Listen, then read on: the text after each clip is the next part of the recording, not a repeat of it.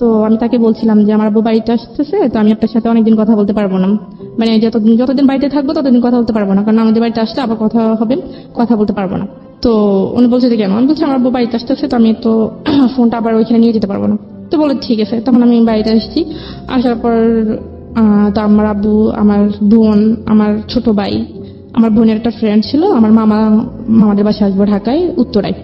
সেটা আমি আসলে ওনাকে বলতে পারিনি যে কারণ আমি কারো ফোন ধরতে পারি না, বা বাড়িতে গেলে আমি বিশেষ করে আম্মু বা আব্বুর ওনাদের ফোন ধরি না। তো ফোন না পেয়ে আমি ওনাকে বলতে পারিনি। তো আমি ঢাকা আসি, ঢাকায় সেখানে প্রায় 1 সপ্তাহ ছিলাম।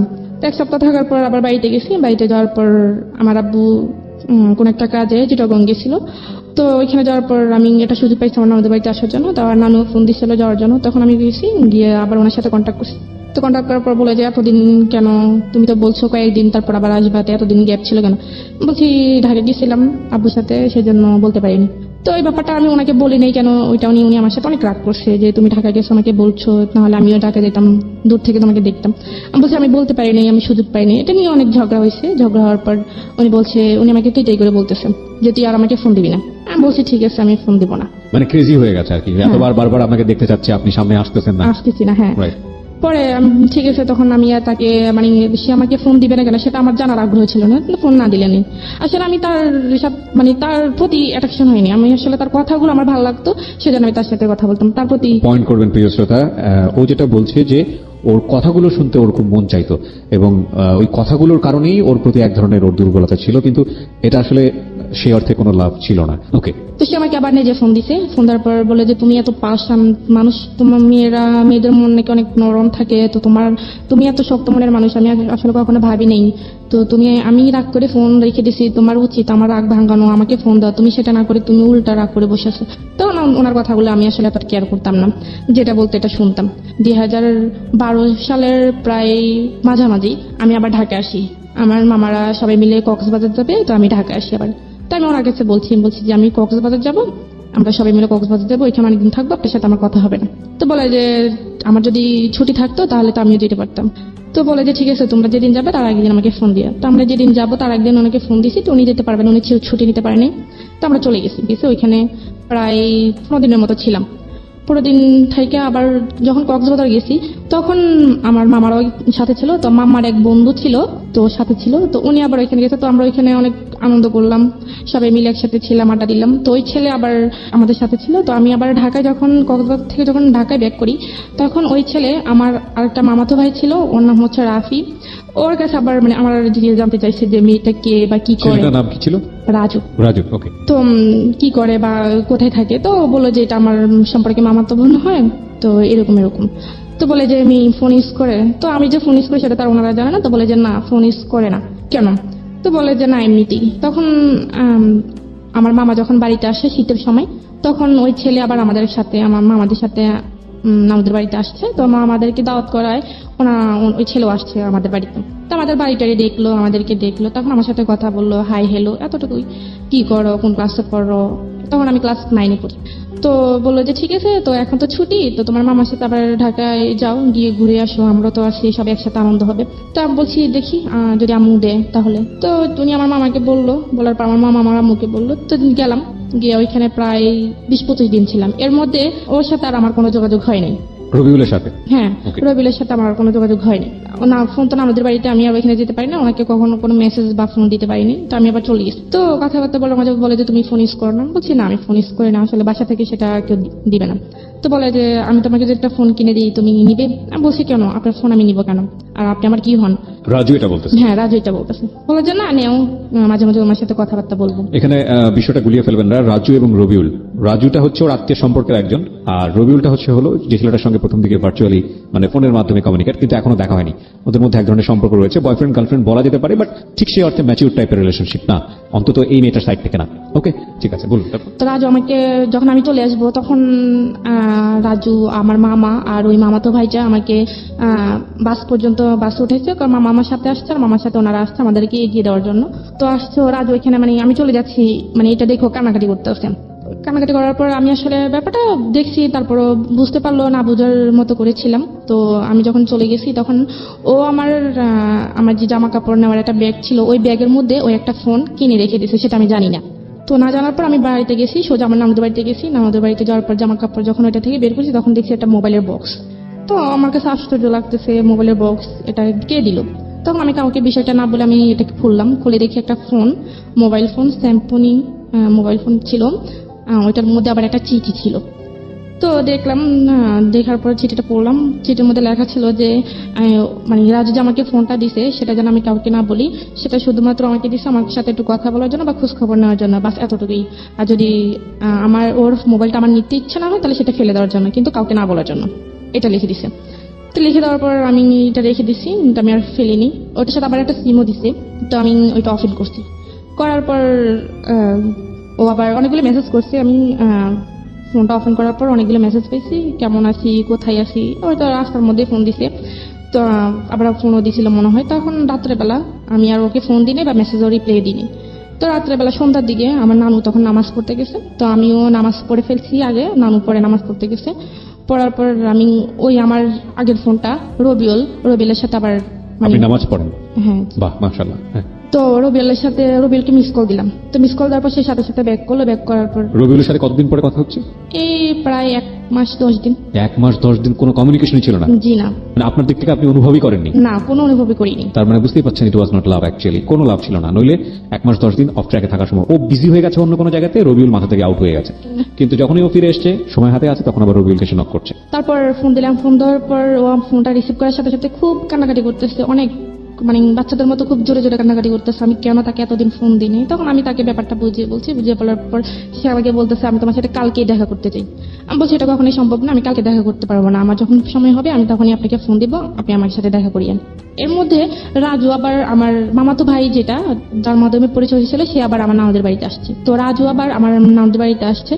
আসার পর সে আমাকে ভালোটার কথা জিজ্ঞেস করছে। জিজ্ঞেস করার পর আমার নানুর সাথে কথা বললো। কথাবার্তা বলার পর সে 2 দিন ছিল। 2 দিন থাকার পর সে আবার চলে গেছে। চলে যাওয়ার 5-6 দিন পর রাজু তার আম্মুকে পাঠাচ্ছে। রাজুর আব্বু নাই, তার আম্মুকে পাঠাচ্ছে আমার নানুর কাছে। পাঠাইছে সে আমাকে বিয়ে করবে, একটা বিয়ের প্রস্তাব নিয়ে সে পাঠাইছে। সে কি করতো সেই মুহূর্তে? সেই পড়াশোনা করতো, অনার্স করতো। এই অবস্থায় বিয়ের প্রস্তাব দিয়ে পাঠিয়েছে? হ্যাঁ, আর ওরা মানে ঢাকায় স্থানীয় ছিল। ওকে। প্রস্তাব পাঠাচ্ছে। তো তার আম্মু তো তখন আমাকে দেখে না ঢাকা থাকাকালীন, তো উনি আমাকে দেখছে। দেখার পর আমার নানুকে ডিরেক্টলি বলছে যে আপনার নাতিকে তো আমার ছেলে খুবই পছন্দ করে, তো আপনাদের যদি কোনো আপত্তি না থাকে তাহলে আমরা এখানে একটা আত্মীয়তা করতে পারি। তো আমার নানু বললো যে দেখেন আমি তো ওর গার্জিয়ান না, ওর আব্বু আছে, আম্মু আছে, আমার ছেলেরা আছে, ওদের সাথে কথা বলতে হবে, আপনি ওনাদের সাথে কথা বলেন। তো রাজুর আম্মু একদিন ছিল, তারপরে দিন সকালবেলা চলে গেছেন। চলে যাওয়ার পর আমার নানু আমাকে বলতেছে যে তো রাজুর সাথে তোর কি? আমি বলছি তো না কিছু না, এমনিতে কথাবার্তা, তো এরকম কিছু না। তো বলে যে সত্যি? আমি বলছি যে হ্যাঁ। বলে যে না থাকলেই ভালো। তা আমি আর জিজ্ঞেস করিনি যে কেন আসছে বা কি আসে বিষয়। তখন আমার আব্বুর কাছে বলছে আমার মামা, রাজুর আম্মু আমার মামার কাছে বলছে, আর আমার মামা আমার আব্বুর কাছে ফোন দিয়ে বলছে। তো আমার আব্বু বলছে ঠিক আছে, ছেলের একটা ছবি দাও আর আমি খোঁজখবর নিয়ে দেখি কেমন। তো ওনারও ছেলে পছন্দ হয়ে গেছে, ছেলেরও পছন্দ হয়েছে বা ওর আম্মুরও পছন্দ হয়েছে। মনে করেন 2 পক্ষ থেকেই সবকিছু ঠিকঠাক। এখন আমার ছোট মামা যিনি, উনি আবার আমার আব্বুকে বলতেছে যে বিয়ে তো হবেই, ছেলেও ভালো বা ছেলের ফ্যামিলিও ভালো, এখন ঋতুকে একবার জিজ্ঞেস করে দেখেন ও কি বলে। তো আমার আব্বু আসলে আমাদের বন্ধুর মতোই, বাবা বললেও নয়। তো পরে আমার আব্বু আমাকে জিজ্ঞেস করার পর আমি বললাম যে আব্বু দেখেন, আমি আসলে সামনে আমার এসএসসি পরীক্ষা, তো আমি অন্তত পরীক্ষাটা দিই, আপনাকে বিস্তারিত বলবো। বলে যে ঠিক আছে পরীক্ষা দাও। তো আব্বু ওইরকম ভাবে মামাকে বলছে, মামা ওই রাজুর আম্মুকে ওরকম ভাবে বলছে। তো ওনারা বলছে ঠিক আছে পরীক্ষা পর্যন্ত আমরা অপেক্ষা করবো। তো এর মধ্যে আমি আবার রবিউলকে সবকিছু বলে দিছি যে আমাকে এভাবে দেখতে আসছে, আমার বিয়ের কথা চলতেছে, এখন আমি বলছি পরীক্ষা অবধি। তো সে বলতেছে আমি তো তোমাকে আজ পর্যন্ত দেখিই নেই, তুমি আমার সাথে একটু দেখা করো না। তো আমি বলছি কি দেখবেন, আমি তো বলছি আমাকে দেখলে আপনার পছন্দ হবে না। তো দেখা এরকম করতে করতে তখন সে যে একটা এজেন্সিতে কাজ করে সেটা আমাকে বলছে। তখন আমি খোঁজ খবর নিয়ে জানতে পারি এটা আমাকে রং বলছে। মানে রবিউল আপনাকে মিথ্যা ইনফরমেশন দিয়েছে? হ্যাঁ। ওকে। তো তখন আমি বললাম যে আপনি তো আমার কাছে মিথ্যা কথা বলছেন, আপনি তো আসলে কোনো অফিসে এরকম কোন অফিসে চাকরি করেন, আসলে আপনি করেনটা কি, আমাকে সত্যি করে বলেন, আমি আপনার সাথে দেখা করব। ওকে। তো বলে যে আমি আসলে একটা প্রাইভেট কোম্পানিতে জব করি, তো যে কোনোভাবে এটা ওই কোম্পানির মালিক পালিয়ে গেছে, এখন আসলে আমার উপর অনেক ধার দেনা, এখন আমি আসলে বাড়ি থেকে বের হতে পারতেছি না, এখন অন্য একটা জায়গায় অ্যাপ্লাই করতেছি। তারপর আমি বললাম তো সেটা আমাকে বললেন না কেন আগে? তো বলে যে বলিনি এমনিতে, আসলে এটা একটু আমি লুকিয়ে রাখছি, এটা বলতে চাইনি। তো আমি বলছি ঠিক আছে। তো তখন আমি তাকে নিজে ফোন দিতাম, আমি তাকে ফোন দিয়ে আমি তার সাথে কথা বলতাম। এমনকি সে আমার কাছে অনেকবার প্রায় 2-3 বার টাকা চাইছে তার মানে পকেট খরচের জন্য। আমি 2-3 বার প্রায় তাকে 10-12 হাজার টাকা দিছি, কিন্তু আচ্ছা। দেখা সাক্ষাৎ কোনো কিছুই না। আচ্ছা, তখন আমি যখন বিয়ের ব্যাপারটা বলছি তখন আম্মু আমাকে বললো যে দেখ, ছেলেও ভালো, ছেলের ফ্যামিলিও ভালো, তুই রাজি হয়ে যা। তা এসএসসি পরীক্ষার পরে বিয়েটা হয়ে যাক, তুই রাজি হয়ে যা, অন্য কোথাও যদি কন্টেস্ট থেকে থাকে সেটা বাদ দিয়ে দে। তা আমার আম্মা আমাকে এভাবে বলছে, তখন আমি একটু ডাউট করছি যে আমার আম্মা আমাকে হয়তো একটু সন্দেহ করছে। জি। তো সন্দেহ করার পর আমি তাকে আবার রবিউলকে বলে দিচ্ছি, বলে দেওয়ার পর তা আমি বলছি যে দেখেন আপনার সাথে যাওয়া হওয়ার হয়ে গেছে, আমি আপনার সাথে আর কথা বলতে পারবো না, তা আপনি আমাকে ক্ষমা করে দেন, আপনার সাথে যদি কোনো বেয়াদবি করে থাকি আসলে এইভাবে আমি ফ্যামিলির বাইরে যেতে পারবো না। এটা রবিউলকে বললেন? হ্যাঁ, আমি রবিউলকে বলছি। তখন রবিউল তো অনেক খুব কান্নাকাটি করছে। সে ওকে 2-3 দিন, বাসার ঠিকানা জানতো? আপনার বাসার ঠিকানা? হ্যাঁ সে আমার বাসার ঠিকানা জানতো। আমি আচ্ছা। তাকে সবকিছু সত্যি বলে সঠিক দিয়েছি। বলেছেন, হ্যাঁ। তখন সে খুবই কান্নাকাটি করছে। সে বলতেছে ঠিক আছে আমি তোমাদের বাড়িতে আসতেছি। আমি বলছি যে না, আমার যদি ভালো চান আপনি কখনই আমাদের বাড়িতে আসবেন না, আর আসলে অনেক খারাপ হয়ে যাবে। তখন আমি তাকে এরকম কোনো কিছু বলার পর সে আসেনি। আসার পর সে বলছে ঠিক আছে তুমি আমাকে তো বিয়ে করবে না নাকি? আমি বলছি যে হ্যাঁ করবো না। তো বলে যে ঠিক আছে তাহলে তুমি আমার সাথে শুধু একবার দেখা করো, একবার দেখা করার পর আমি তোমাকে কথা দিতেছি জীবনে তোমাকে আর ফোন দিব না। তো আমি বলছি একবার দেখা করে কি লাভ? সে বলে যে আমি কেমন মেয়ের সাথে কথা বলছি, তার মানে তাকে শুধু একবার দেখার ইচ্ছে, আর কিছুই না। আমি বলছি আপনি কথা দিচ্ছেন তো? তো সে বলতেছে যে হ্যাঁ আমি কথা দিছি। তো এর মধ্যে সে আবার ব্রাহ্মণবাড়িয়া, সে এখানে একটা আপনার মাইক্রো ক্রেডিট একটা চাকরি পাইছে জি। ব্রাহ্মণবাড়িয়া। তো আমি আবার ঢাকা যাই মামাদের বাসায়। হুম। তখন আমার মামার মানে মামানি প্রেগনেন্ট ছিল। তো তখন উনি খুব অসুস্থ ছিল, তো ওনাকে আমি দেখতে গেছিলাম, আমার আম্মু গেছিল সাথে। তো আমার আম্মু গিয়ে আমার আম্মা আমাকে রেখে চলে আসছে। তো আমি ওইখানে ছিলাম, থাকার পর ওইখানে আবার মামাদের পাশের ফ্ল্যাটে একটা মেয়ে থাকতো, নাম হচ্ছে রিয়া করে। তার সাথে আমার আবার খুব ভালো একটা বন্ধুত্ব ছিল, তার সাথে আমি আবার সবকিছু শেয়ার করছি। তো শেয়ার করার পর তখন আমি ঢাকা গেছি, ঢাকা যাওয়ার পর সে আমাকে বলতেছে যে আমি ব্রাহ্মণবাড়িয়া যাওয়ার জন্য তার সাথে দেখা করার জন্য। তা আমি বললাম আমি একটা মেয়ে হয়ে আমি ওইখানে কিভাবে যাই? বলে যে দেখো আমি তো নতুন অফিসে জয়েন করছি, নতুন, এখন তো আমাকে ছুটি দিবে না, তো আমি আসলে কিভাবে তোমার কাছে যাবো, তুমি একটু আমার কাছে আসো। তা আমি বলছি ঠিক আছে। তখন আমি ওই রিয়াকে নিয়ে বাইরে বের হওয়ার নাম করে ওকে নিয়ে যাই। শুক্রবার দিন ছিল তখন। ইন দ্য মিন টাইম কি আপনার রাজুর সঙ্গে দেখা সাক্ষাৎ করা, কথাবার্তা হওয়া, এগুলো কোনো কিছু হচ্ছে? না না, ওই কথা মানে বিয়ে প্রস্তাব যখন ও পাঠিয়েছে, পাঠিয়েছে যেহেতু তারপর- ফোনটা আপনার কাছে আছে সেজন্য হ্যাঁ, জিজ্ঞেস সেই করছি। ফোনটা আমার কাছে আছে। কোনো কথা আর ওই হয় না? ফোনটা দিয়ে আমি আবার রবির সাথে কথা বলি, কিন্তু রাজুর সঙ্গে কথা বলেন? রাজুর সাথে আর কথা বলি না। আচ্ছা। যাই হোক গেলাম ব্রাহ্মণবাড়িয়া বিশ্ব রোড, ওইখানে রবিয়াল আসছে। আসার পর আমরা গেলাম, যাওয়ার পর সে আমাকে ফোন দিচ্ছে। তো আমি বোরকা পরে জানি, আমি এমনিতেই নর্মাল ভাবে গেছি। তো আসলে ওই মানে আমি ওই কথাটা কখনো ভুলবো না, ওনাকে দেখে আসলে আমার মানে মাথা ঘুরতেছে, মানে এরকম একটা অবস্থা যে মানে আমি আসলে যেটা ভাবছি, যেটা কল্পনা করছি, এটা সম্পূর্ণ বাইরে। সে মনে করেন তখন খুবই হ্যাংলা ছিল, অনেক কালো ছিল। তো আমি ভাবলাম আর বাবা এটা কি, এটা তো এখন আমার ফ্যামিলি কখনো কোনোভাবে মেনে নেবেন। অডিওর সাথে ভিডিওর মারাত্মক পার্থক্য, এটা কি বলে? এবং এটাই হয় আসলে, ভোকাল শুনে ইমাজিন যেটা হয় সেটা বাস্তবে যখন মুখোমুখি হয় সেটা আসলে অনেক বেশি, এবং এটা আরজিদের ক্ষেত্রে আরো বেশি হয়, টু বি অনেস্ট। অবশ্যই এখনকার যুগটা অন্যরকম, কারণ এখন ফেসবুকের যুগ, এখন সব আরজিদেরকে দেখা যায়। আমরা যখন শুরু করেছি তখন দেখা যেত না, তখন এক একজনের ইমাজিনেশন ছিল যে নিশ্চয়ই আমার আরজি, আমি যাকে পছন্দ করি সে দেখতে শাহরুখ খানের মতো হবে, সালমান খানের মতো হবে। এবং তারপরে যখন ফেস টু ফেস হতো সেই দৃশ্য নাই বা বলি। যাই হোক, নিজের জীবনেও তখন- বেশ কয়েকটা অভিজ্ঞতা আছে আর কি, এই জন্যই বললাম। হ্যাঁ। তারপর তার সাথে আমি দীর্ঘ 3 বছর পর দেখা করি ওই দিন।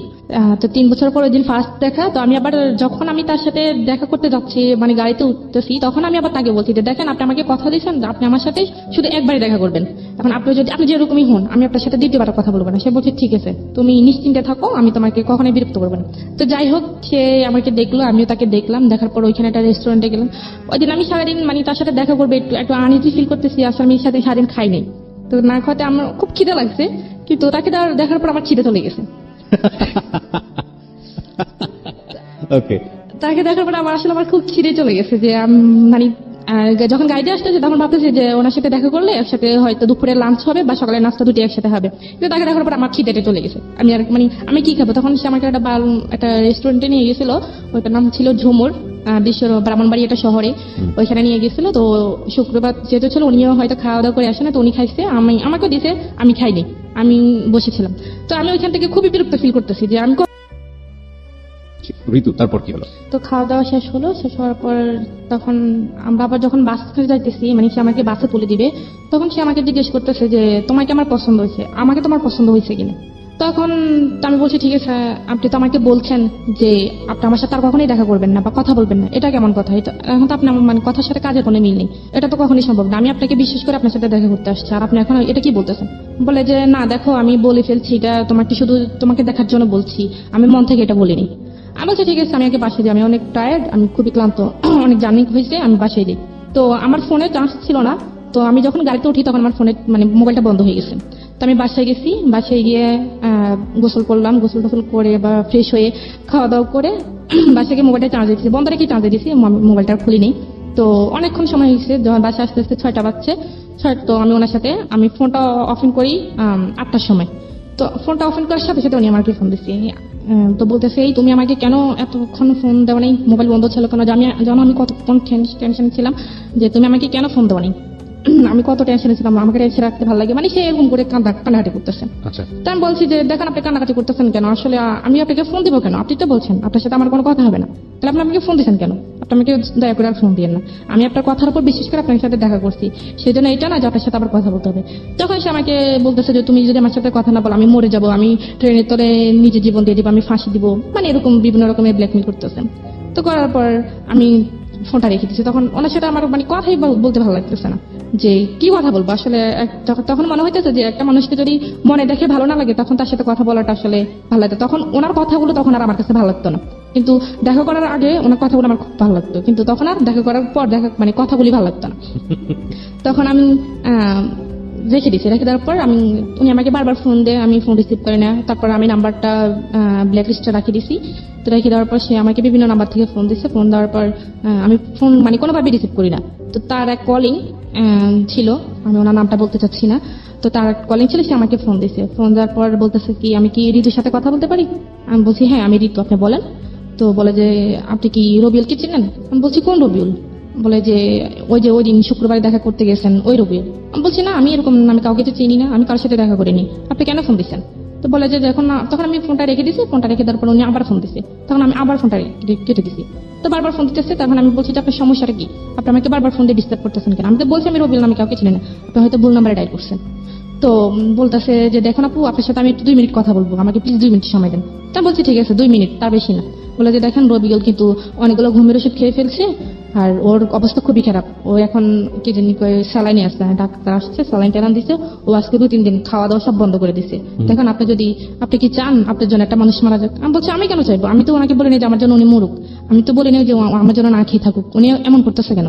বলে যে একটা মানুষ যদি একটা মানুষের সাথে কথা বললে তার জীবনটা বেঁচে যায়, তাহলে সেটা আমার মনে হয় সেটা একটা ভালো কাজ। আপনি যদি আপনার ভালো কাজের জন্য যদি ওই মানুষটা জীবন মানে প্রাণে বেঁচে যায়, তাহলে তা আপনি আল্লাহর কাছে ভালো পাবেন। উনি আমাকে এরকম করে বলতেছে। তখন আমার কাছে একটু খারাপ লাগে, আমি বলছি মানুষটা আসলে সত্যি সত্যি যদি আবার মরে টরে যায় তখন তো মানে আপনার অন্তরে একটু মায়া হয়েছে তার হ্যাঁ জন্য। মায়া হয়েছে। তখন আমি বলছি ঠিক আছে, তো ওনার কাছে দেন। তো বলে যে উনি তো এখন অজ্ঞান অবস্থায় আছে, ওনার জ্ঞান আসলে আমি আপনাকে ফোন দিব। তো বিকেলের দিকে উনি আবার ফোন দিচ্ছে, ফোন দেওয়ার পর বলতেছে যে নেন রবিউল ভাইয়ের সাথে কথা বলে। তো আমি বলছি, তখন আমি ওনাকে তুই তাই করে বলছি। আমি বলছি যে তোর সমস্যা কি, তুই আমাকে বলছস যে তুই আমার সাথে কথা বলবি না, আমাকে আর ফোন দিবি না, তো তুই এরকম করতেছিস কেন? তুই কি আমাকে ফাঁসি দিয়ে যাচ্ছিস? সামনে আমার বিয়ে, আমি তো তোর সাথে কখনই কথা বলতে পারবো। তুই সে আমাকে বলতেছিস তুমি আমাকে যা গালি দাও মারো যাই করো, আমি তোমাকে বারবার ফোন দেবো, আর তুমি যদি তাও আমার ফোন রিসিভ না করো বা মোবাইল বন্ধ করে রাখো সমস্যা, আমি তোমার বাড়ি চিনি, আমি তোমার আব্বু আম্মুকে গিয়ে বিস্তারিত যা বলার বলে দিব। তা আমি বলি কি বলবেন? বলে যে যা বলার বলবো, যাতে তোমার আব্বু আম্মুও কখনো মুখ দেখাইতে না পারে আর তুমি না দেখাতে পারো। তখন আমি বুঝতে পারছি সে আমাকে এক ধরনের ব্ল্যাকমেল করতেছে। রাইট। তখন আমি বলছি যে ঠিক আছে তাহলে আমাকে কি করতে হবে? বলে যে তুমি আমার সাথে কথা বলবা। আমি বলছি ঠিক আছে আমি কথা বলবো। মানে আপনি ভয় পেলেন? হ্যাঁ আমি ভয় পেয়ে গেছি, কারণ ও আমার বাসা চেনে, বাড়ি চেনে। এখন যদি আমাকে বাবাও বাড়িতে থাকে না? হ্যাঁ। তখন কি বাবা বাড়িতে থাকতো না সৌদি আরবে? না, বাবা বাড়ি চলে গেছে, দেশের বাইরে চলে গেছে। হ্যাঁ, দেশের সুতরাং বাইরে। ভয় হয়েছে, বড় ভাই যেহেতু আজ শাসন করতে পারে। হ্যাঁ এখন আম্মু তো আছে, এখন আর বলছে যে সে বাড়ির আশেপাশে মানুষদেরকেও জানাইবে। ওকে। তা আমি তার সাথে কথা গ্রামে একটা মেয়ের কুৎসা রটনা হওয়া বা মেয়েটার নামে একটা কিছু রটনা হওয়া, এটা কিন্তু বাতাসের আগে আগে দৌড়ায় গ্রামগঞ্জে, এবং এটা হ্যাঁ, খুব আর স্বাভাবিক। সে আমার মানে কথাগুলো রেকর্ড করে ফেলছে, কথাগুলো রেকর্ড করছে, হ্যাঁ। মনের কথাগুলো, হ্যাঁ, আগের কথাগুলো। হ্যাঁ তখন মানে যখন ভালোভাবে কথা বলছে তখন ওই দিন আমাকে বলছে যে তোমার কথাগুলো কিন্তু আমি রেকর্ড করে ফেলছি। তখন আমি বিশ্বাস করতে চাইনি। তো সেই ওই যে ছেলেটা আমাকে ফোন দিছিল ওর কথা বললো, ওই ফোন নাম্বার থেকে ফোন দিয়ে ওই আমার রেকর্ড গুলো শোনাইছে। তো আমি তখন আরো বেশি ভয় পেয়ে গেছি যে সত্যি সত্যি যদি বলে দেয়, এখন রেকর্ডগুলো যদি সবাইকে শোনে, এখন তো তার কাছে হাতে নাতে প্রমাণ আছে, এখন তো আমি যদি বলি কেউ আমার কথা বিশ্বাস করবে না। তখন আমি বলছি ঠিক আছে, আমি আপনার সাথে কথা বলবো। তো কথা বলবো এইভাবে আরো ধরেন 2 মাস কেটে গেছে। 2 মাস কেটে গেছে, এর মধ্যে আমার পরীক্ষা, আমি এসএসসি পরীক্ষা দিছি। তো এসএসসি পরীক্ষা যেদিন শেষ হবে সেদিন বিকেলে সে আমাকে ফোন দিছে, না তার আগের দিন বিকেলে ফোন দিছে। তার আগের দিন বিকেলে ফোন দিয়ে বলতেছে যে তোমার এসএসসি পরীক্ষা, তোমার তো কালকে পরীক্ষা শেষ, তাহলে তুমি তার স্কুলে যেতে পারবে না, বাসা থেকে বের হতে পারবে না, তুমি আমার সাথে জাস্ট একটু দেখা করবা, আমি তোমার সাথে দেখা করবো, অনেকদিন দেখা করি না। আমি বলছি ঠিক আছে, আমি দেখা করবো। তখন আমাদের থানা লাকসাম বলছে যাওয়ার জন্য। তা আমি পরীক্ষা টরীক্ষা দিয়ে আমি সোজা বাড়িতে না গিয়ে আমি লাকসাম চলে গেছি তো তার সাথে দেখা করার জন্য। তো সে ওইখানে তার কিছু বন্ধু বান্ধব আসছে, আসার পরে সে আমার সাথে কথাবার্তা বললো। সে বললো যে চলো আমরা একটু ঘুরে আসি। লাকসাম ফয়জিনেস কলেজের নাম মনে হয় শুনছেন, ওইখানে সে আমাকে বলছে যে ওই জায়গাটা একটু সেফ আছে, আমরা একটু কথা বলি। আমি বলছি যে না, আমি কথা বলতে পারবো না, আমাকে বাসে দিতে হবে, বাসে সবাই টেনশন করবে, আমি বলে আসিনি। বলছে যে না, একটু সময় 5 মিনিট সময় দাও। তখন আমি এখানে গেছি, দেখি যে তার অনেকগুলো বন্ধু, তার প্রায় 10-12 জন তার বন্ধুরা চলে এসছে। চলে এসে আমাকে ভাবি যাবি বলতেছে, ভালো টালো। তখন আমার কাছে আশ্চর্য লাগতেছে, কি ব্যাপার, ওরা কোথেকে আসছে? বলে যে এখানে ওরা অনেকদিন পর, ওরা ঢাকার বাইরে থাকে, কেউ চিটাগাং থাকে, কেউ বরিশাল থাকে, বিভিন্ন রকম বিভিন্ন জন বিভিন্ন জায়গায় থাকে, তারা এখানে আসছে, তো তোমাকে দেখতে এসেছে, এই জন্য দেখাতে আসছি। তখন আমি বলছি ঠিক আছে তাহলে আমি চলি। তখন আমার কাছে একটু ডাউট লাগছে, তখন ওদের মানে ভাব ভঙ্গি আমার ভালো লাগতেছে না। তো আমি চলে যাওয়ার জন্য বলছি, সে আমার হাতটা ধরে ফেলছে, ধরে বলছে না। আমি তখন আমি রাগ করে ফেলছি যে আপনি সমস্যা কি, আপনি আমাকে আমার হাত ধরছেন কেন, আপনি আমার হাত ছাড়েন। বলে যে না, তুমি আসছো তোমার ইচ্ছায়, তুমি তো তোমার ইচ্ছে যেতে পারবো না, তুমি আমার ইচ্ছে যেতে হইব। আমি বলছি আপনি আমার হাত ছাড়বেন নাকি আমি এখানে চেঁচামেচি করবো? বলে যে চেঁচামেচি করলে কয়জন তোমার কথা বিশ্বাস করবে? সবাই আমার পক্ষে, তোমার পক্ষে তো কেউ নেই। তো আমি বলছি আপনার সমস্যা কি? বলে যে আমি তোমাকে বিয়ে করবো। আমি বলছি আপনার মাথা ঠিক আছে, আপনি কেন আমাকে বিয়ে করবেন? আর আমি তো আপনাকে কখনোই ভালোবাসিনি, আপনি জাস্ট আপনি বলছেন আপনার সাথে কথা বলার জন্য, আমি আপনার সাথে কথা বলতেছি, আমি তো বলি না আপনাকে বিয়ে করবো। বলে যে আমাকে বিয়ে করতে হবে, আমি তোমাকে আজ এখনই বিয়ে করবো, সবকিছু রেডি আছে, তুমি শুধু যাবে, গিয়ে এলে বিয়েটা হয়ে যাবে। আমি বলছি কখনই না, আমি কখনই বিয়ে করতে পারবো না। বলে যে বিয়ে করবা নাকি আমি তোমার কি জানি বাবা মার মুখে চুনকালি মারবো? আমি বলছি মাখেন, যা করার আপনি করেন, আপনি আমার হাত ছাড়েন। বলে যে না, তুমি এখান থেকে যেতে পারবে না। তখন সে এক প্রকার আমার সাথে যোগাযোগ করতেছেন, এই বন্ধু বান্ধব সবার সামনে? হ্যাঁ সবার সামনে সে আমার সাথে যোগাযোগ করতেছে, আমার হাত নিয়ে টানাটানি করতেছে, তার বন্ধুরা তার পক্ষে। আপনার সঙ্গে কেউ ছিল? আমার সাথে কেউ ছিল না, আমি একা গিয়েছিলাম ওইখানে। তো তখন আমি অনেক ভয় পেয়েছি, তখন আমি খুব কান্নাকাটি করতেছি। তখন আবার ওই কলেজের মাঠেই মনে করেন বিকেল টাইমে খুবই ফাঁকা ছিল, আর আশেপাশে কোনো লোকজন ছিল না যে আমি কাউকে ডেকে মানে আমার সমস্যার কথা বলবো। তখন তার একটা বন্ধু একটা প্রাইভেট কার নিয়ে এসে আমাকে মানে টান মেরেই মানে গাড়ির ভিতরে ঢুকিয়ে ফেলছে। ঢুকিয়ে ফেলার পর তখন কি জানি মানে তারপর কি হয়েছে আমি আর জানি না। তখন আমার যখন জ্ঞান আসছে, তখন আমি একটা রুমের মধ্যে, একটা বাসার মধ্যে ছিলাম, ফ্যামিলি বাসার মধ্যে ছিলাম। তখন আমার চোখে পানি টানি দিচ্ছে, দেওয়ার পর তখন তখন জ্ঞান ফিরছে ঠিকই, কিন্তু আসলে আমি কথা আবারও ফিরছি ঋতুর কাছে। হ্যাঁ, তারপরে আপনি দেখলেন যে কোনো একটা জায়গায় আপনি তখনও ঠিক মতো শারীরিকভাবে ওকে না। হ্যাঁ। তো তারপর ওইখানে একটা মহিলাকে দেখলাম। তো উনি আমাকে বললো যে তুমি ঠিক আছো? তো আমি বলছি আমি কোথায়, আমি বাড়ি যাবো, আমাকে বাড়িতে নিয়ে যান। তুমি জানো তুমি কার কাছে আসছো? আমি বলছি যে না। আপনি কে? বলে যে তুমি যে ছেলের সাথে আসছো আমি ওই ছেলের আন্টি হই। তা আমি বলছি দেখেন, উনি আমাকে জোর করে এখানে আনছে, আমার আসলে কোনো আসার ইচ্ছে ছিল না, আপনি আমাকে যাওয়ার একটু ব্যবস্থা করতেন। বলে যে না, ওরা তো বিয়ের ব্যবসা করতে গেছে, তোমাদের তো নাকি আজকে বিয়ে। আমি বলছি যে না, আমার তো বিয়ে করার ইচ্ছা নেই, দেখেন আমার বিয়ে ঠিক হয়ে গেছে, এখানে আমি আসলে থাকতে পারবো না। আর আপনি বুঝতে চেষ্টা করেন, আমি তো ওনার সাথে জাস্ট ফ্রেন্ড হিসেবে কথা বলছি। তো বলে যে না, তুমি মিথ্যা কথা বলো কেন, আমি তো সব শুনছি। তো উনি আমাকে এড়িয়ে যাইতেছে এভাবে। যাওয়ার পরে তো যাই হোক, এখন ও ছেলে আসছে, আসার পর আমি ওই ছেলের মানে পা ধরে ফেলছি, মানে পা ধরে মাপ চাইতেছি রবিউলের। হ্যাঁ, পা ধরে মাপ চাইতেছি যে আমাকে একটু চলে যেতে দেন, আমার জীবনটাকে এভাবে নষ্ট করি না। তো সে বলতেছে যে আমার মধ্যে কি নেই, আমি তোমার জীবন কেন নষ্ট করবো, আমি তোমাকে বিয়ে করতে চাই, এমন তো না যে তোমাকে নিয়ে টাইম পাস করতেছি বা তোমাকে নিয়ে কোথাও গিয়ে সময় কাটাতেছি, আমি তো তোমাকে বিয়ে করতে চাই। তো আমার মধ্যে কি এমন নেই যে তুমি আমাকে ভালোবাসো না? তখন আমি বলছি যে আপনি নিজের চেহারাটা টানের মধ্যে গিয়ে দেখছেন, মানে আমি ভেবে পড়ছি। বলার পর সে আমাকে একটা থাপ্পড় মারছে এখানে, অনেক জোরে একটা থাপ্পড় মারছে। থাপ্পড় মারা আমার খুব কানাকাটি করতেছি। কানাকাটি করার পর বলতেছে যে তুই যদি আমাকে বিয়ে না করাস, এখানে তুই আমার লাশ দেখবি। আমি বলছি আপনি মরেন, যাই করেন, এটা আপনার ইচ্ছা, আমি আর আপনার কোনো কথাই আমার মন করবে না। তখন সে কি করছে, একটা তরকারি কাটার যে ছুরিগুলা ওইগুলা এসে তার হাতের মধ্যে একটা ইয়ে করে দিচ্ছে। পজ দিছে। হ্যাঁ, তো অনেকগুলো রক্ত বাইরে হইতেছে। তো বাইরে হওয়ার পর মানে আমার তখন খারাপ লাগছে, তখন আমি দৌড়ে গিয়ে তার হাতটা মানে চেপে ধরছি যাতে রক্ত বাইরে না হয়। তো চেপে ধরার পর তার আন্টিকে আমি ডাকতেছি, ডাক দেওয়ার পর উনি আইসা ব্যান্ডেজ করে দিছে। তারপর তো বলে যে ওই ছেলে আমাকে বলে যে এখন তো দেখছো আমি তোমাকে কতটা ভালোবাসি, এখন তুমি কি চাও আমি তোমার জন্য মরে যাই? তখন আমি আসলে এক ধরনের রাজি হয়ে গেছি। আমি বলছি ঠিক আছে আমি রাজি। তো আমি বলছি যে ঠিক আমি রাজি এক সপ্তাহে, তো আমি বিয়ের পর আমি বাড়িতে চলে যাব। তো সে বলছে যে না, বিয়ের পর তো আমি বাড়িতে যাওয়ার জন্য তো তোমাকে বিয়ে করবো না, আমি বিয়ে করবো তোমাকে আমার কাছে রাখার জন্য। তো যাই হোক বিয়েটা হয়ে গেছে। 9 লাখ টাকা কাবির নামা ছিল। সে আমাকে বলছে যে কাবির নামা কত টাকা হবে? তখন আমি বলছি যে আপনার ইচ্ছা। তখন আসলে আমার ওই মানসিকতা মানে বিয়ের জন্য যেটা প্রস্তুত থাকা আমি আসলে ওইরকম ছিলাম না। তখন আমি বলছি আপনার যত ইচ্ছে তো না তুমি বলো। আমি বলছি যে ঠিক আছে 10 লাখ টাকা। তো কাজী বলতেছে ঠিক আছে কেউ কিছু বলা দরকার না, আমি একটা বলে দিই। তো উনি 9,01,01 টাকা বলছেন। আপনার বয়স হয়েছিল বিয়ের? জি না, আমার বয়স তখন আমি ক্লাস এসএসসি পরীক্ষা দিচ্ছি, তখন আমার 16 বছর সামথিং, সর্বোচ্চ হলো 15-16 বছর। হ্যাঁ তখন Okay. ছিল। তো তখন আবার আমার কাজী কত বয়স দেখালো? ওইখানে 20 বছর দিছে। 20 বছর দিয়েছে। হ্যাঁ এরকম আর আমার বিয়েটা তো যদি মানে- কেউ করায় এবং এটা যদি কোনোভাবে আইনি ঝামেলায় যায় তাহলে মানে ওনারা তো ফাঁসবেনই, কাজী সবার আগে ফাঁসবে আর কি। তো যাই হোক তো আমাকে ওই তো 9,01,01 টাকাই বলছে। বলার পর তো বিয়েটা হয়ে গেছে। হওয়ার পর সেই যেখানে চাকরি করে ব্রাহ্মণবাড়িয়া সেখানে আমাকে নিয়ে গেছে ওই দিনই। ট্রেনে চলে গেছি আমরা। যাওয়ার পর ওইখানে একটা রুম নিল। রুম নেওয়ার পর কিছু জিনিসপত্র কিনলো। ইন টাইম বাড়ির কথা আপনার মনে পড়েনি? বাড়িতে কি হচ্ছে? না অবশ্যই পড়ছে। তখন আমি তাকে অনেকবার চেষ্টা করছি, তখন তো আমার কাছে ফোন ছিল না, কারণ আমি সাথে করে ফোন নিয়ে আসিনি। আর তাকে আমি অনেকবার বলছি যে বিয়ে যেহেতু হয়ে গেছে তখন তো বাড়ি থেকে কোনো সমস্যা করবে না, বাড়িতে জানাই। বলে যে না না এখন বাড়িতে জানালে সমস্যা করবে, আমরা আগে একটু সেটেল হই তারপর বাড়িতে জানাবো। তখন মানে সে যেভাবে বলতেছে সেভাবে, কারণ মানে তার কথা যদি আমি একটু মানে নজর করি সে আমাকে ছুরি টুরি দিয়ে ভয় দেখায়, তারপর হাত কাট নিয়ে মানে ভয় দেখায়। তখন আমি আসলে অতটা ইয়ে ছিলাম না। তো বাড়িতে কি হয়েছে না হয়েছে সেটা আর আমি তখন জানি না। তো তখন আমাকে ওইখানে নিয়ে গেছে। নিয়ে যাওয়ার পরে সে আমাকে একটা রুম নিল। রুম নেওয়ার পর মানে টুকটাকি যা লাগে আর কি সব নিছে। নেওয়ার পর তো চলতেছি। তখন যাচ্ছি বাড়িতে কি হয়েছে না হয়েছে সেটা তো আমি জানি না। তখন ওইখানে গেলাম। তো নেওয়ার পর সেই তো সারাদিন চলে গেল। তো আমি রান্না বান্না করলাম। তো সেই কোথায় গেছে আমি জানি না, সারাদিন সে বাসায় ছিল না। না রুম কি থাকাতে- আগে থেকে নিয়ে ছিল নাকি ওর রুমে গিয়ে উঠলেন? না সে ওইখানে মানে আগে থেকে একটা রুম নিয়েছিল সেই। তো রাত্রেবেলা তো সে আসছে, এসে কিছু ফুল টুল দিয়ে রুমটা সাজাইলো। নিজেই? হ্যাঁ না নিজে না, সে আর তার এক বন্ধুকে নিয়ে বন্ধুর সাথে দিছে। সে কোথায় গেছে আমি জানি না। তো তার বন্ধু তার এক কলিং উনি আবার বিয়ে করছে, বোনি আবার ওইখানেই থাকে। সে আমাকে বাইরে তালা দিয়ে চলে গেছে। তো আমি সারাক্ষণ রুমের মধ্যে ছিলাম। তো রুমের মধ্যে থাকার পর সে বিকেলের দিকে আসছে। আসলে আমাকে বলতেছে তো তুমি রেডি হও। আমি বলছি কেন রেডি হবো, কোথায় যাবো? বলে যে আমার এক ফ্রেন্ডে দাওয়াত দিচ্ছে, রাত্রে ওইখানে খাওয়া দাওয়া করবো। তো আমি বলছি আমি রেডি হবো কি? আমি তো তখন আমার তো মানে কাপড় চোপড় কিছুই নেই ইনফ্যাক্ট। কিছুই নেই। হ্যাঁ আমি রেডি হবো কি? সে আমার জন্য একটা শাড়ি কিনলো, 1200 টাকা দিয়ে একটা শাড়ি কিনছে। আর নর্মালি বাসা পড়ার জন্য 2টা 3 পিস কিনছে। তো নিয়ে আসছে। নিয়ে আসার পরে সে আমাকে বলছে রেডি হওয়ার জন্য। তো রেডি হয়েছি। রেডি হয়ে আমরা ওই ফ্রেন্ডের বাসায় গেছি।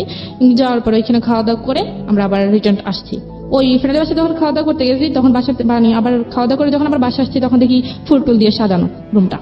তো তখন সে আমাকে তখন আমি শুয়ে পড়ছি, কারণ মানে আমার মানে এত টেনশন হইতেছে যে বাড়িতে কি হচ্ছে। তখন আমি এই জিনিসটা টেনশন করতেছি। তখন আমি বারবার তাকে বলতেছি যে বাড়িতে ফোন দেন। সে বলতেছে না বাড়িতে এখন ফোন দেওয়া যাবে না, বাড়িতে এখন ফোন দিলে তোমাকে সবাই নিয়ে যাবে। আমি যেটা বলতেছি সে এড়িয়ে যেতেছে। তখন রাত্রে যখন হয়েছে তখন আমি শুয়ে গেছি। তো সেই দোকানে গেল। দোকানে গিয়ে আমার জন্য আমার খুব মাথা ব্যথা করতেছে, আবার পুরো শরীর জার্নি করছি, পুরো শরীর মানে ব্যথা হয়ে গেছে। সে আমার জন্য ব্যথার কিছু ওষুধ নিয়ে আসতে গেছে। তখন আসে দেখে যে মানে আমি তখন আমার চোখটা একটু বুঝে আসছে। তো আসছে সে যে দরজা খুলছে আমি টের পাইছি। টের পাওয়ার পর আমি ওই সেভ মতোই শুয়েছি। শোয়ার পর আমি একবার এক পাশে গিয়ে শুয়েছি। তো শোয়ার পর সে এসে আমাকে উঠাইলো, বলে যে তোমার না শরীরে ব্যথা করতেছে, ওষুধ খাও। তো আমি ওষুধটা খাইছি। খাওয়ার পর কিছুক্ষণ পর ব্যথাটা একটু কমে আসতেছে, এরকম অনুভব হইতেছে। তখন সে আমাকে বললো যে তুমি কি ঘুমাই যাবা? আমি বলছি যে হ্যাঁ আমি ঘুমিয়ে যাবো।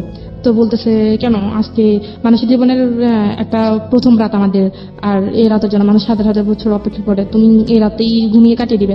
আমি বলছি আমার কাছে এটা কোনো রাত মত মনে হয় না, আমার ঘুম আসতেছে, আমি ঘুমাবো। বললো যে না আমার সাথে কথা বলো। আমি বলছি যে আপনার সাথে আমি কথা বলবো কালকে। তার কথা আমি আসলে এক কান দিয়ে নিতেছি, এক কান দিয়ে ফেলে দিচ্ছি। আমার মূল উদ্দেশ্য হচ্ছে আমি যদি কোনো রকম একটু সুযোগ পাই আমি পালিয়ে যাবো, বাড়িতে গিয়ে তারপর সব ঘটনা বলে দিবেন? বলে দিব হ্যাঁ পালিয়ে যাবো। তখন আমার খুব ঘুম আসতেছে। তখন আমি একবার মানে বসা অবস্থায় ঘুমিয়ে গেছি। তখন ঘুমিয়ে যাওয়ার পর সে আমাকে মনে হয় শোয়াইছে। তখন আমি আর বলতে পারবো না কি হয়েছে। তখন সকালে সে আমাকে আবার তালা মেরে চলে গেছে। অফিসে চলে গেছে। তো আশেপাশে ফ্ল্যাটে কেউ ছিল না আপনাদের? হ্যাঁ ছিল, তো আপনি তো ওখানে নক করে বললেও তো বলতে পারতেন। মানে গেটটা মোবাইল ছিল, মনে করেন দরজাটা ছিল বাইরে আর ভিতরে আবার আরেকটা ইয়ে ছিল, মানে গ্রিলের মতো। আচ্ছা, মানে হলেও সম্ভব না, সম্ভব না। চিল্লালেও হয়তো অনেকে শুনবে না। হ্যাঁ। আচ্ছা। আর পরে কি করছে, তখন আমি উঠছি, উঠা ফ্রেশ হয়েছি, ফ্রেশ হয়ে আমি নাস্তা খাইনি, আমি চাটা শুধু খাইছি আর পরোটা খাইনি। তো না খাওয়ার পর এখন আমি রান্না বান্না কোনো কিছু করি না, সে দুপুরে খাওয়ার জন্য আসছে। বাচ্চাটি কিছু সমস্যা না, রান্না করে না, আমি হোটেল থেকে নিয়ে আসছি। তখন সে হোটেল থেকে মাছ আর কি জানি নিয়ে আসছে, আমার মনে নেই। তো নিয়ে আসার পর সে মানে আমাকে খাই দিতে চাইতেছে, তো আমি খাই নেই। তো সে আমাকে 2-3 বার এরকম করতেছে। তখন আমি কি করছি, আমি প্লেটটা ফেলতে চাই নাই, তো ধাক্কা দেওয়ার পর একটু জোরে লেগেছে, প্লেটটা মাটিতে পড়ে গেছে। পরে কাঁচের প্লেট ছিল, ওটা ভেঙে গেছে। ভেঙে পর সে রাগ করে ফেলছে, সে আমাকে একটা ধাক্কা দিয়ে ফেলছে। ধাক্কা দেওয়ার পর আমি একটা দেয়ালের মধ্যে গিয়ে একটু বাড়ি খেয়েছি কপালের মধ্যে। তখন আমার কপালটা ফুলে গেছিল। তো ফুলে যাওয়ার পরে তখন আমি বুঝছি যে মানুষ আমার বিয়ের একদিন না যেতে আমার উপর এরকম টর্চার শুরু করতেছে, সে মানুষ আমাকে কিভাবে সারা জীবন ভালো রাখবে সেটা আমার ভালো জানা হয়েছে। তো বলে যে কি জানি কয়, না তোকে তুই যতই ইয়ে করস, চালাকি করস, তুই এখান থেকে যেতে পারবি না, তোকে যেহেতু আমি বিয়ে করছি এখানে থাকতে হবে। তখন এভাবেই আমি আসলে একটা না প্রায় 2 দিন খাইনি। 2 দিন শুধু একটু চা খাইছি, আর কিছু না, চা খাই আর পানি খাই। তখন আমার শরীরটা খুবই দুর্বল হয়ে গেছে। তো তখন সোমবার দিন ছিল, সেই অফিস থেকে লাঞ্চের সময় আসছে, আসার পর সে আসছে, আমি গোসল করতে গেছি। তো গোসলখানার আবার ভিতরে একটা দরজা আছে, একটু বড়, একটা মানুষ কোনো বাইরে হতে পারবে। তখন সে যখন অফিসে থাকতো না, তখন আমি ভিতরে চেষ্টা করতাম যে কোন দিক দিয়ে বের হওয়া যায়। তখন আমি ওই বাথরুমের ভিতরে ওই জায়গাটা দেখছি। দেখার পর আমি ওইটার মধ্যে একটা কোমর ছিল, কোমরের উপর দাঁড়িয়ে ওইটার মধ্যে আর একটা মোড়া দিয়ে আমি দেখছি যে ভিতরে দাঁড়ানোর মতো কোনো পজিশন আছে কিনা। তখন দেখছি যে না, ভিতরে নিচে দাঁড়ানোর মতো একটু জায়গা আছে, একটা পা রাখা যাবে। তখন আমি কি করছি, তখন তো আমি বাথরুমে চলে গেছি, জামা কাপড় নিয়ে গেছি। আমি ভাবছিলাম যে সে যদি জড়িয়ে এসে পড়ে, তখন আমি এটা ওজো দেখাতে পারবো যে আমি গোসল করতে গেছি। তো সে আসছে, আসার পর আমি তো বাথরুমে ছিলাম, সে আসছে আমি শুনে, সে অনেকক্ষণ হয়েছে মনে আসছে। তো আমি চেষ্টা করতেছি এটার উপর ওঠার জন্য, কিন্তু উঠতে পারতেছে না। তো আমি যে মোড়া দিয়েছি, সেই মোড়াটা কোমরটা একটু প্লাস্টিক টাইপের, এটা একটু পিছলে হয়ে গেছে। তো ওইটা স্লিপ খেয়ে আমি পড়ে মনে করেন একবার পুরোপুরি অজ্ঞান হয়ে গেছি। আর শরীরটা খুব দুর্বল ছিল, আমি খাই নেই, অজ্ঞান হয়ে গেছি। অজ্ঞান হয়ে যাওয়ার পর সেই আওয়াজ পাইছি, আওয়াজ পাওয়ার পর সেই দরজাটা ধাক্কাইতেছে। তো দরজার সিট কিনে ছিল, সেটাও ধাক্কাতে এটা খুলে গেছে। খুলে যাওয়ার পর সে আমাকে রুমে আনছি, রুমে আইনা তো একটা ডাক্তার আনছে। ডাক্তার আনার পর ডাক্তার বলতেছে কি ব্যাপার, উনি তো খুবই দুর্বল, ওনাকে একটা স্যালাইন দিতে হবে। তো বলছি ঠিক আছে স্যালাইন দেন। তো ডাক্তার আমাকে একটা স্যালাইন দিল। স্যালাইন দেওয়ার পর আমার জ্ঞান আসছে, আমার হাতে স্যালাইন দেওয়া। সে আমার পাশে বসে আছে, আমার মাথায় হাত বুলাই দিতেছে। তো সে বলে যে তোমার সমস্যা কি, তুমি খাওয়া দাওয়া করো না কেন, তুমি কি মরে যাবে নাকি? আমি বলছি যে হ্যাঁ আমি মরে যাবো। বলা যে তুমি মরে গেলে আমি থাকবো কি করে? আমি বলছি আপনি কিভাবে থাকবেন সেটা তো আমার জানা বিষয় না, যখন আমি আপনার কাছে ছিলাম না তখন তো আপনি ছিলেন, এরকম বলতেছে। তার আমি সব কথা তার খুব, সে যদি নর্মালি কথা বলে আমি একটু রাগ দেখে কথা বলি। 5-6 দিন চলে যাওয়ার পর সে একদিন রাত করে আসছে। আসার পর আমি শোয়া ছিলাম, ঘুমিয়ে ছিলাম আবার ছিলাম, এরকম একটা অবস্থা। সে মনে করেন এক ধরনের আমার উপর জড়াজড়ি করতেছে, যেরকম স্বামী স্ত্রীর মধ্যে একটা ফিজিক্যাল রিলেশন যেটা হয়, সেটা ওই দিন ফার্স্ট ওই দিন হয়ে গেছে আপনার অনিচ্ছা সত্ত্বে। হ্যাঁ, আমার অনিচ্ছা সত্ত্বে। So it was rape. Legally যদি এটা বলি, আইনত এটা হচ্ছে রেপ। হ্যাঁ। এবং অনেকের ধারণা নাই, আপনাদের সবার অবগতির জন্য জানাচ্ছি, সেটা হচ্ছে যে অনেকেই মনে করেন যে বিয়ে করার পরে এই ধরনের সম্পর্ক এটা রেপ হয় না। কিন্তু বাংলাদেশের নারী নির্যাতন আইন অনুযায়ী আপনারা যদি ইন ডিটেলে যান, তাহলে বিবাহোত্তরও রেপ হয়। এবং স্ত্রীর অনিচ্ছা সত্ত্বে যদি এই ধরনের কোনো অ্যাক্টিভিটিজের মধ্যে যাওয়া হয়, তাহলে সেটা রেপের পর্যায়ে পড়ে। এবং এটার জন্য কিন্তু চাইলে স্ত্রী আইনত অ্যাকশনও নিতে পারেন। So it was rape actually. তারপর সে আমার সাথে জড়াজড়ি করে এরকম সেদিন 3 বার সে আমার সাথে ফিজিক্যাল রিলেশন করছে। তো তখন আমি এক পর্যায়ে নিস্তেজ হয়ে গেছি, এটা আমার কোনো হুঁশ ছিল না। তো হুঁশ না থাকার পর সকালে আমি হাঁটতেই পারতেছি না, এরকম একটা অবস্থা। পরে উনি অফিসে যাওয়ার সময় ওই দিন আর আমাকে তালা দিয়ে যায়নি। যেদিন তার আগের দিন যে ফিজিক্যাল হয়েছে, তার সকাল থেকে সে আমাকে তালা দিয়ে যায়নি, দরজা খোলা ছিল। তো সে আমাকে বললো যে যদি খারাপ লাগে নিচে তার আবার এক বন্ধুর আম্মা থাকে, তো উনি ওনার সাথে গিয়ে কথা বলতে পারবো, আমি ওনাকে বলে যাবো, উনি তোমার সাথে এসে কথা বলে।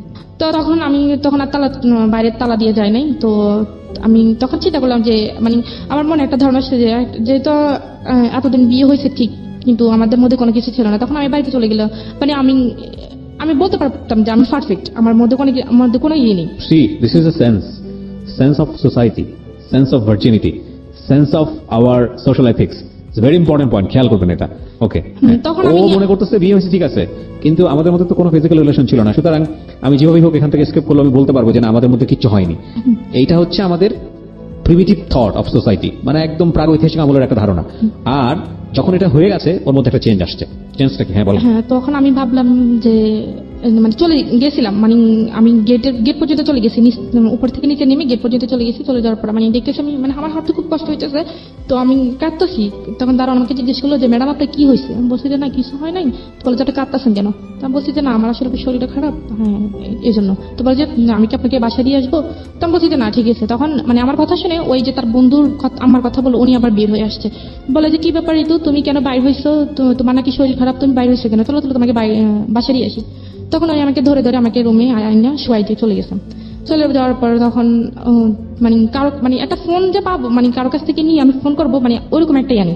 তখন উনি আবার আসছে কিছুক্ষণ পর, বলে যে তুমি কি তোমার কি খিদা লাগছে বা কিছু খাইবে? আমি বলছি যে না আন্টি আমার খিদা লাগা নাই, আপনি আমাকে একটু গরম পানি করে দেন। বলে যে গরম পানি কি করবা? বলে যে আমি একটু বাথরুমে যাবো। পরে উনি আমাকে একটু গরম পানি করে দিচ্ছে, আমি বাথরুমে গিয়ে ফ্রেশ হয়ে আসছি। পরে বলছে, আমি বলছি কি আপনার কাছে কি ফোন আছে? বলে যে কেন? আমি বলছি আমি একটু আমার আম্মুর সাথে কথা বলবো, আমার আব্বুর সাথে কথা বলবো, আসলে তাদের কথা খুব মনে পড়তেছে, আমার খুব খারাপ লাগতেছে, একটু কথা বলে আমার কাছে ভালো লাগে। বলে যে এই তো তুমি কিছু মনে করো না, রবিউল তো আমাকে না করছে তোমার কাছে ফোনটা না দিতে। তো আমি তখন ভাবলাম যে বলে লাভ নেই, তখন ভাবলাম যে যাই হবার হয়ে গেছে, বিয়ে তো একবার হবেই, তো আমার ভাগ্য হয়তো এটা ছিল। আপনি মেনে নিলেন? হ্যাঁ আমি মেনে নিচ্ছি। This is the thing. এটা হয়তো মানতই না যদি গত রাত্রে এই ঘটনাটা না ঘটতো। হ্যাঁ। এবং দেখুন একটা মেয়ের কাছে, আমাদের সমাজে একটা মেয়ের কাছে এই বিষয়টা কতটা ইম্পর্টেন্ট, এবং সেন্স অফ দ্য সোসাইটি যেটাকে বলি, আমাদের ধারণাটা এভাবেই দেওয়া হয়েছে ছোটবেলা থেকে যে একটা মেয়ের সঙ্গে এটা হয়ে যাওয়া মানে হচ্ছে তার সবকিছু গেছে, সবকিছু শেষ। ছেলেটার কথা কিন্তু চিন্তা করা হয় না। এবং দেখুন ও বিয়ে হওয়ার পরেও ফাঁকফোকর খুঁজছে যে যেভাবেই হোক না কেন বের হয়ে যাবে। যখন এটা হয়ে গেছে তখন সে নিজের মনকে বুঝ দিচ্ছে যে না, বিয়ে তো একটাই হয় মানুষের জীবনে, ওকে ফাইন। তার মানে চিন্তা করে দেখুন, এবং জেনে খুব আশ্চর্য হবেন, কিছুদিন আগেও এরকম একটা নিয়ম ছিল সরকার থেকে, এরকম একটা আইন বাধ্যবাধকতা বোধহয় এরকম একটা অনুমতি দেওয়া হয়েছিল ল করে, যে রেপ করে যদি তাকে বিয়ে করা হয় তাহলে তার শাস্তিটা ওরকম শাস্তি হবে না। এরকম একটা কোনো, আমি নিজেও জানি না, এরকম একটা ছিল যেটা নিয়ে অনেক আলোচনা সমালোচনা হয়েছে বিভিন্ন মহলে। পরবর্তীতে বোধহয় সংশোধন করা হয়েছে, আমি নিজেও জানি না, যারা ল নিয়ে ভালো পড়াশোনা করবেন তারা এবার জানবেন।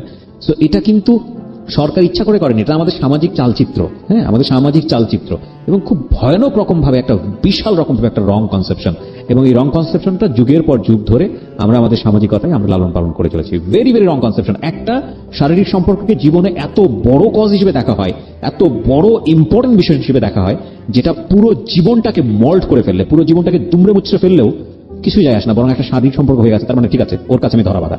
So very rubbish thinking, very very rubbish thinking. Because ultimately তো এই একটা জিনিস আটকে রাখতে পারে না মানুষকে। এই মেয়েটার ক্ষেত্রে কি হয়েছে দেখেন, সামনের দিকে আগাই আমরা, বলেন। তারপর আপনি মেনে নিলেন, হ্যাঁ, নিজেকে নিজে বোঝাচ্ছেন? আমি নিজেকে নিজে বুঝাইতেছি। তখন ভাবলাম যে যা হবার হয়ে গেছে। তো এক পর্যায়ে তো এই কদিন আমি তার সাথে খুবই মানে খারাপভাবে আচরণ করতাম, বা সে আমাকে কোনো কিছু জিজ্ঞেস করলে আমি তার উল্টোটার মানে উত্তর দিতাম। তো আজকে আসার পর আমি রান্না বান্না করছি, রান্না বান্না করা, তারপর গোসল টোসল করে ঘরটার মুছে টুছে আমি বসে রয়েছি, সে আসলে একসাথে খাবো। তো সে আসার পর আমরা একসাথে খাইছি। খাওয়ার পর সে বলতেছে তোমার তো মন খারাপ, চল আমরা একটু ঘুরতে যাই। তো বলছি কোথায়? বলে যে এখানে একটা নদী আছে, ওইখানে নদীতে বিকেলবেলা সবাই ঘুরতে যায়। তো সাবস্ক্রাইব করে বেল বাটনটাতে, সাবস্ক্রাইবের পাশেই রয়েছে বেল বাটনটা, এটা ক্লিক করে অন করে নেবেন প্লিজ। ওকে, হ্যাঁ ঋতু, তারপর কি হলো? তারপর তো আসলো ঘুরতে কথা গেলাম। বললেন, হ্যাঁ ঘুরতে গেলেন। হ্যাঁ, ঘুরতে যাওয়ার পর ওইখানে সবাই মানে তার পরিচিত যারা আছে সবাই জিজ্ঞেস করতেছে হ্যাঁ কিরে রবিউল এটা কে? তো বলতেছে তো তার ভাবি টাবি পাইছে। তো তখন ওই যে একটু একটু বাইরে যেতাম, বা সবার সাথে একটু, বা মেয়ে যারা ছিল বা আন্টি যারা ছিল তাদের সাথে একটু কথাবার্তা বলতাম, তাদের সাথে একটু ফ্রি হয়ে গেছি। তখন একদিন আমাকে এক আফু, মানে উনি আমার সিনিয়র অনেক, উনি আমাকে একদিন বলে ঋতু তোমাকে আমি একটা কথা বলবো, তুমি কিছু মনে করবে না তো? বলে যে তুমি আসলে রবিউল তো তোমার হাজবেন্ড, এখন তুমি বললে হয়তো তোমার মন খারাপ হতো। আমি বলছি সমস্যা না, আপনি বলেন। বলে যে দেখো তোমরা একসাথে চলাফেরা করো, আসলে তোমার সাথে আসলে তোমরা দুজনকে একসাথে মানায়, তুমি কোথায় রবিউল কোথায়, মানে ওর নামে বিভিন্ন রকমের কথা বলতেছে। তখন আমার কাছে আসলে খারাপ লাগতো, কেন এই কথা বলবে। তো তখন একটা দিক যখন আমি ওকে মন থেকে মেনে নিয়েছিলাম যে আমার যেহেতু বিয়েটা হয়ে গেছে, তখন যা হবার আসো হবে, তখন আমি পুরোপুরি ভাবে ওকে মানে ভালোই বাসছি, মানে পুরোপুরি ভাবে ওর প্রতি দুর্বল হয়ে গেছি। তো তখন আমি ওকে বললাম যে দেখেন আপনি অফিস থেকে ছুটি নিতে পারবেন? তো বলে যে কেন? আমি বলছি আপনি আগে নেন, তারপর আমি বলতেছি। তাকে আমি 3 মাস বাসে রাখছি। 3 মাস বাসে রাখছি বলতে মানে যাতে কেউ কিছু বলতে না পারে, বা তার স্বাস্থ্যের দিক থেকে, তার মানে ফেসের দিক থেকে, বা তার সব দিক আচ্ছা আচ্ছা, মানে আপনি তাকে তৈরি করতেছেন আপনার ফ্যামিলির জন্য, যাতে করে আপনি তাকে নিয়ে ফ্যামিলিতে ফেস বাইরে করতে মানুষ যেতে এরকম বলতেছে, তারা আমার ফ্যামিলি তো কখনো ওকে মেনে নিবে না। তো তখন আমি তাকে মানে ডাক্তারের সাথে কথা বলে বিভিন্ন রকমের রুচিকর, যাতে রুচি হয় খাবার, ওষুধ বা পুষ্টিকর যে খাবারগুলো আছে একটা মানুষ বা ভালো মতোই হওয়ার জন্য সবগুলোই আনছি।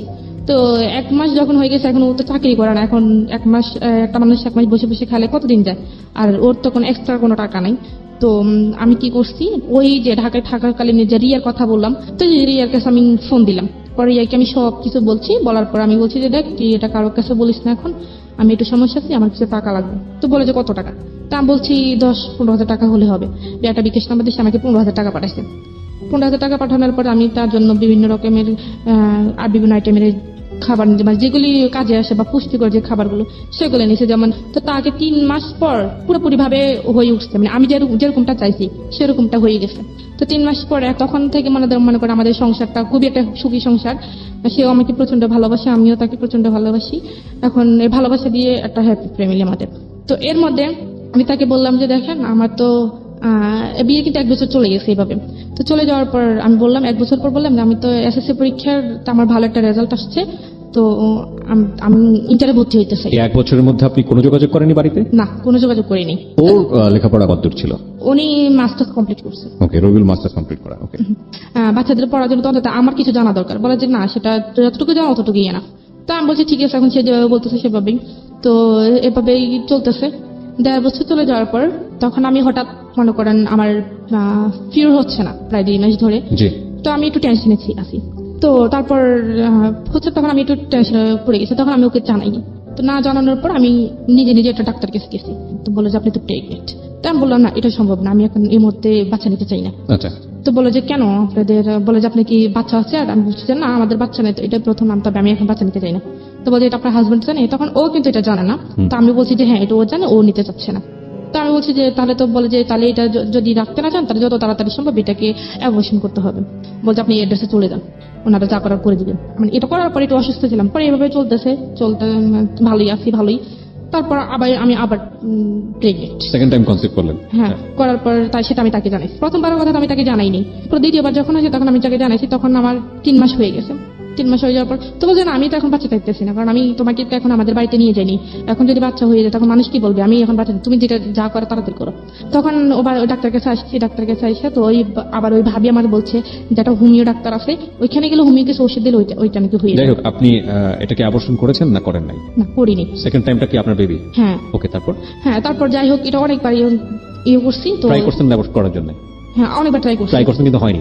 মানে এটা করতে গিয়ে আমি নিজে মরে যেতেছি। তো পরে তারপর যাই হোক এটা হয়ে তখন থেকে সে আমার উপর মানে আমার সাথে খুব খারাপ ব্যবহার করতেছে। তারপর সে আমাকে বিভিন্ন রকমের এক কথা 2 কথা ভালো কথা বলে সে আমার সাথে খারাপ ব্যবহার করে। আর আমার বাপ মা নিয়ে সে আমাকে গালিগালাজ করে। তো করার পর হঠাৎ করে চেঞ্জটা দেখলেন শুধু কনসেপ্টটা করার পরে? হ্যাঁ, কনসেপ্টটা করার পরে চেঞ্জটা দেখি। নেওয়ার পর ওই আমরা যে রুমে থাকতাম, যেখানে থাকতাম সেখান থেকে পানিটা নিয়ে যে আনতে হয় সেটা একটু দূরে, ঠিক আছে? তো আমার বেবি যখন 7 মাসের প্রেগনেন্ট আমি, তখন বালতি ভরে ভরে, অনেক বড় বড় বালতি ভরে ভরে ওইখান থেকে পানি আনতে হয়। তো সেটা আমার জন্য খুবই বিপজ্জনক। সব যেই দেখে সে বলে যে তুমি এই কাজ করো কেন? সে আমার কাছ দিয়ে বিভিন্ন রকমের জামা কাপড় বা তার শার্ট প্যান্ট এগুলো ধোয়াইতো, বা এখন যেগুলো আমার জন্য করা উচিত না সেগুলো করাইতো। তো আমি এক রকমের করতাম, সব কাজ করতাম। তো করার পর যখন 8 মাস হয়ে গেছে তখন সে আমাকে বলছে যে পরীক্ষা করে কি, পরীক্ষা করলে হয় এটা জানার জন্য। তো আমি বলছি তুমি কি হইলে খুশি? বলে আমার ছেলে চাই। তখন আমি বললাম যে এটা তো যদি ছেলে না হয়, বলে যে ছেলে না হলে যদি মেয়ে হয় তাহলে মেয়ে হলে মেয়ের বিয়ের টাকা আমি দিতে পারবো না। তখনই সে মেয়ের বিয়ের প্রসঙ্গে কথা উঠেছে যে যখন বিয়ে দিবে তখন মেয়ের বিয়ের টাকা সে দিতে পারবে না, আমার বাবার বাড়ি থেকে দিতে হবে। আর মেয়ে যদি হয়, মেয়ে সুন্দর হতে হইবে, ফুটফুটে হতে হইব। মেয়ে যদি কালা হয় তাহলে সে মেয়ে কখনো সে রাখবে না, সে পালক দিয়ে দিবে। ছাগল নাকি? সরি ফর দিস ওয়ার্ড, আমি এই ওয়ার্ডটা অনেক উচ্চারণ করাটা ঠিক হচ্ছে না, বাট এটাই আমার এক্সপ্রেশন, ভেরি জেনুইনলি ভিতর থেকে যেটা আসছে, এবং এটা কোনো প্রকার এডিট না হয়ে অনেক জায়গা আমি চাই। ওকে, বলেন। তারপর কি হয়েছে, তো আমি গেলাম, আমার ওই ভাবিকে নিয়ে গেলাম। তো উনি বলছে যে মেয়ে হবে। তো দেওয়ার পর বলছে যে মেয়ে হবে। যখন ওকে জানাইছে তখন সে আমার উপর খুব রাগ করছে। আমাকে আমি পারে না, মারবে না ধরবে, সে বুঝতে পারতেছে না। তো পরে মাস্টার্স পাস ছিল, রাইট? হ্যাঁ। এটা তোর জানা উচিত, ছেলে মেয়ে হওয়ার ব্যাপারটা তো মেয়েদের উপর নির্ভর করে, সম্পূর্ণ ছেলেদের উপরে। তবে সে আমাকে তখন সে তখন বলতেছে, যখন শুনছে যে আমার মেয়ে হবে তখন সে আমার বাড়িতে আস্তে আস্তে যোগাযোগ করার চেষ্টা করতেছে। তখন সে আমাকে প্রথমে আমার আম্মুর কাছে ফোন দিচ্ছে। তো আমার আম্মু এটা, সে নিজে ফোন দিয়েছে? হ্যাঁ সে নিজে ফোন দিচ্ছে। আচ্ছা, তো ফোন দেওয়ার পর সে বিস্তারিত জানলো যে যা হওয়ার হয়ে গেছে, এখন আপনারা মেনে নেন। তখন আমার আম্মু এটা অ্যালাউ করে নাই যে আমার মেয়েকে পাঠিয়ে দাও, তোমার আসার দরকার নেই, আমরা আমার মেয়েকে অ্যাকসেপ্ট করবো, কিন্তু তোমাকে তো আমরা অ্যালাউ করবো না। তখন আসে আমার আব্বুকে ফোন দিচ্ছে। তো আমার আব্বুকে ফোন দিচ্ছে, আমার আব্বুর কাছে সে খুব কান্নাকাটি করছে, আমিও খুব কান্নাকাটি করছি। করার পর আমার আব্বু বলছে ঠিক আছে আমি ব্যবস্থা করতেছি। তো সে বলতেছে দেখেন ঋতু তো মানে আপনার প্রেগনেন্ট বা ওর তো বেবি হবে, এখানে তো দেখাশোনার মতো করার মতো কেউ নেই, এখন আমাদের বাড়িতে ওকে নিয়ে যেতে পারিনি, তো ওকে এখানে কে দেখবে, আপনারা যদি চান তাহলে ও প্রথম বাচ্চাটা আপনাদের এখানে হোক। তো আমার আব্বু বলছে ঠিক আছে আমি ব্যবস্থা করতেছি। তখন আমার আব্বুর আসার সময় হয়েছে, তো আমার আব্বু আসবে, তা বলছে ঠিক আছে আমি বাড়িতে যাই ঋতুর আম্মুর সাথে কথা বলে দেখতেছি। তো দেশে বা আমার আব্বু বাড়িতে আসতে আমার আম্মুর সাথে কথা বলে আমার আম্মু কোন রকম মানানোর পর তো আমরা গেলাম। এর আগে এখানে একটা ঘটনা হয়েছে যে আমি যে বললাম না যে একটু দূর থেকে পানি আনতে হয়, তো আমি বললাম যে আমরা এখানে থাকবো, টাকা দিয়ে থাকবো, আমরা তো এখানে মানে টাকা ছাড়া থাকতেছে না, তাহলে তুমি একটা ভালো দেখে একটা রুম নাও যেখানে পানিটা নিয়ে একটু কাছে পাওয়া যায়, তো আমি এখানে থাকবো না। তো বলে যে আমি যেখানে থাকবো তুই সেখানে থাকতে হবে। তখন থেকে সে আমাকে তুই করে ব্যবহার করে, তুইও সেখানে থাকতে হবে, আর না থাকলে তুই চলে যা। আমি বলছি আমি এই অবস্থায় কোথায় যাবো? তখন এক কথা দুই কথা আমি বলছি যে মানে একটু বেশি হয়ে গেছে যে আমি এখানে থাকবোই না, আমি এখানে চলে যাবো, আমি কি এখানে টাকা ছাড়া থাকি নাকি? তখন সে আমাকে অফিস থেকে দুপুরবেলা খাইতে আসছে, তার কোমরে একটা বেল্ট, সে বেল্ট দিয়ে এই প্রেগনেন্ট অবস্থা আমাকে খুব মারছে, কেউ এসে আমাকে ধরে নাই, দরজা বন্ধ করে সে আমাকে খুব মারছে। মারার পর আমি শুয়েছিলাম, তো আমি শুয়ে থেকে উঠতে পারতেছি না। তো ওই ভাবিটা আসছে, ভাবিটা মানে উনি ছিল না, রবিউল ছিল না। তো শুধু এই মেয়ে সন্তানকে কেন্দ্র করেই আপনাদের মধ্যে এই ধরনের আচরণ? হ্যাঁ। তখন আমার বেবি হওয়ার এক সপ্তাহ আগে আমাকে বাড়িতে দিয়ে আসার পর বাড়িতে যাওয়ার পরে রিয়াকশনটা কি দাঁড়ালো? এতদিন পরে বাড়িতে গেলেন, কয় বছর পর বাড়িতে গেলেন? এই তো 3 বছরের মাথায় বাড়িতে গেছি। 3 বছরের মাথায় ওই যে আপনাকে কিডন্যাপ করে নিয়ে গেল, এটা তো কিডন্যাপ, অফকোর্স কিডন্যাপ।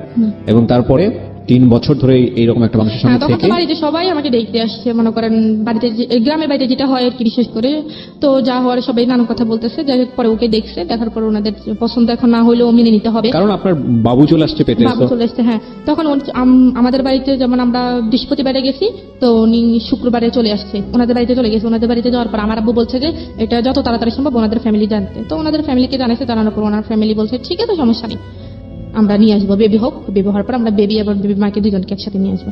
তো আমার আম্মু মানে ও এমন একটা মানুষ যে মনে করেন যদি কাউকে ওর ভালো লাগে তাকে এমন ভাবে সে বশ করবে যে মানে ও চায় যে মানে ও মনে করে যে ওর মানে যেমন আমাকে দ্বারা যদি ওর কোনো উপকার আসে বা ওর কোনো কাজে লাগে, যে আমাকে এমন ভাবে বশ করবে যে আমি ওকে ছাড়া কোনো কিছু বুঝবো না। মানে এটা কি রবিউল?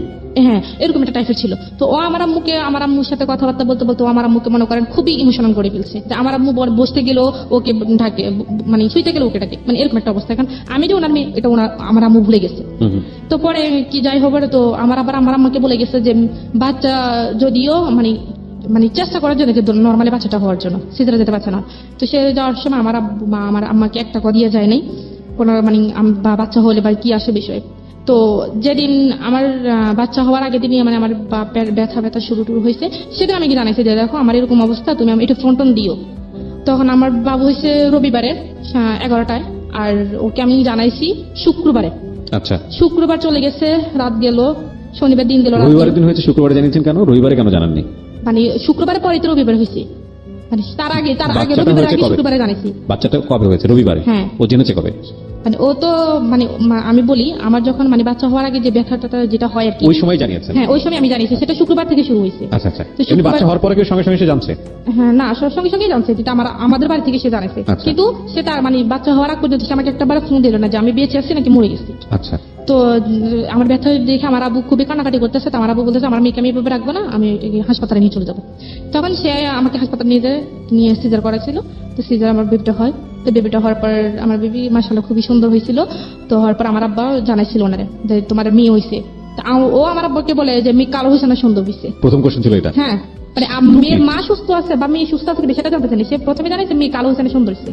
তখন আমার আব্বু এখানে একটা মানে রেগে গেছে যে এটা কেমন কথা, যে মেয়ে কালো হয়েছে না সুন্দর হয়েছে। তখন আমার আব্বু ওর সাথে মানে রাগ করে 2 দিন কথা বলে না। তখন আমার সাথে যোগাযোগ হয়েছে, সে আমার সাথে কথা বলে না। আমি তো হাসপাতালে ছিলাম।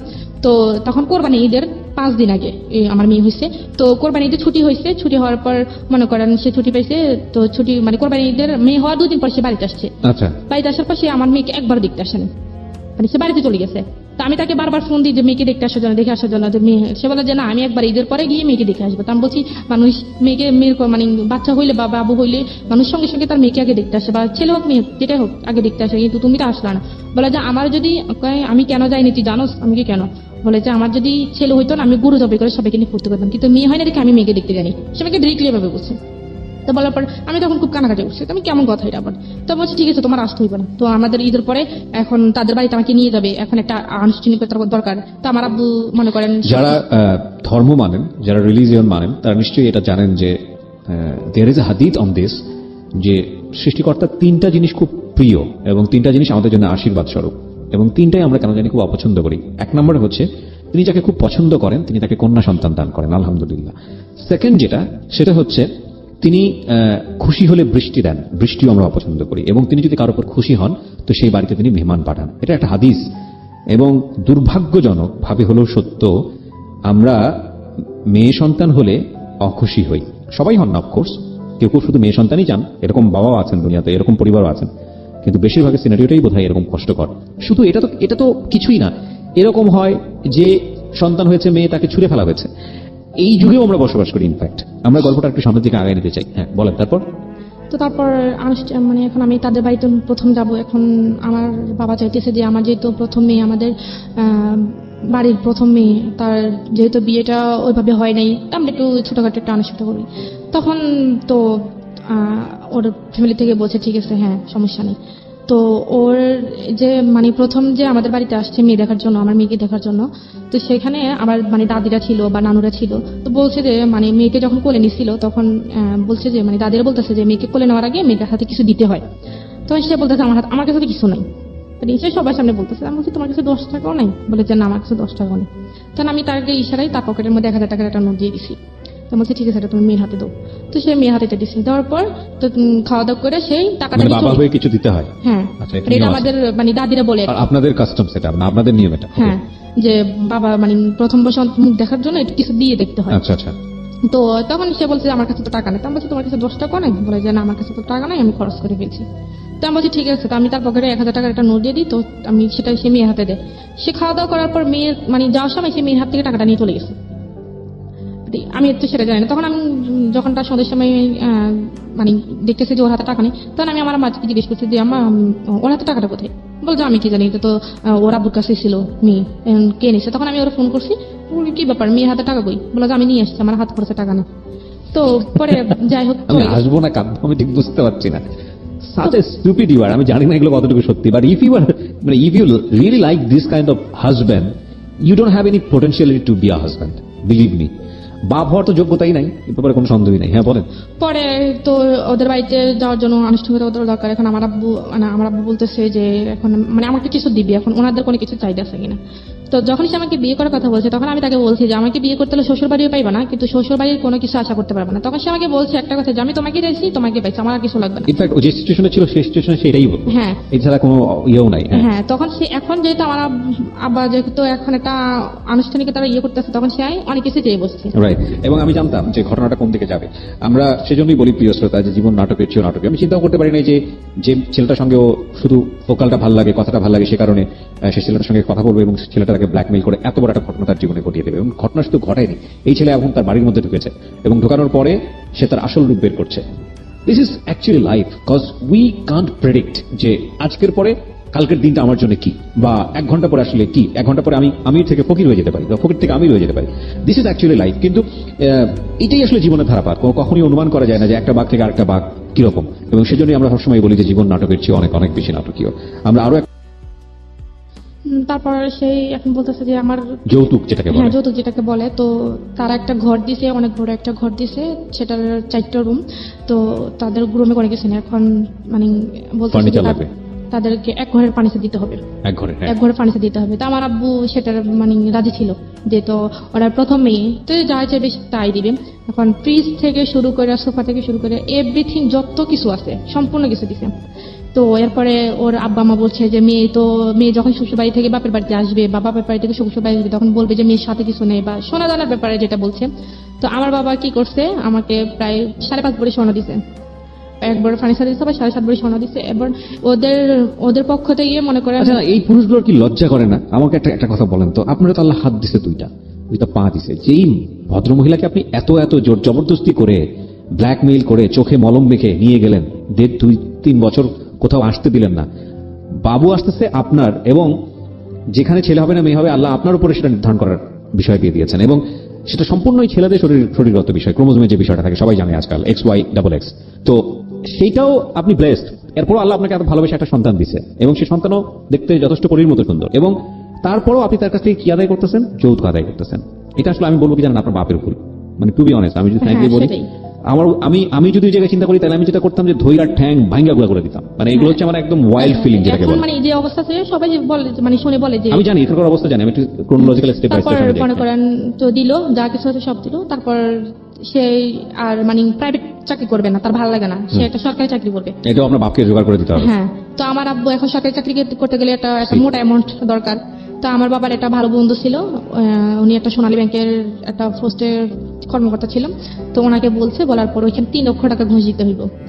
3 লক্ষ টাকা ঘুষ দিতে হবে না। আমার আব্বা তার ওনাকে ডিরেক্টলি বলতে পারে না, এখন আমার কাছে বলছে, আমার কাছে বলে না, আমার আম্মার কাছে বলছে, আমার আম্মা আমার কাছে বলছে। তো আমি ওর কাছে বলছি, ও বলে যে তোমার আব্বারা বলো এখন একটু ম্যানেজ করে দিতে, আমি পরে দিয়ে দিব।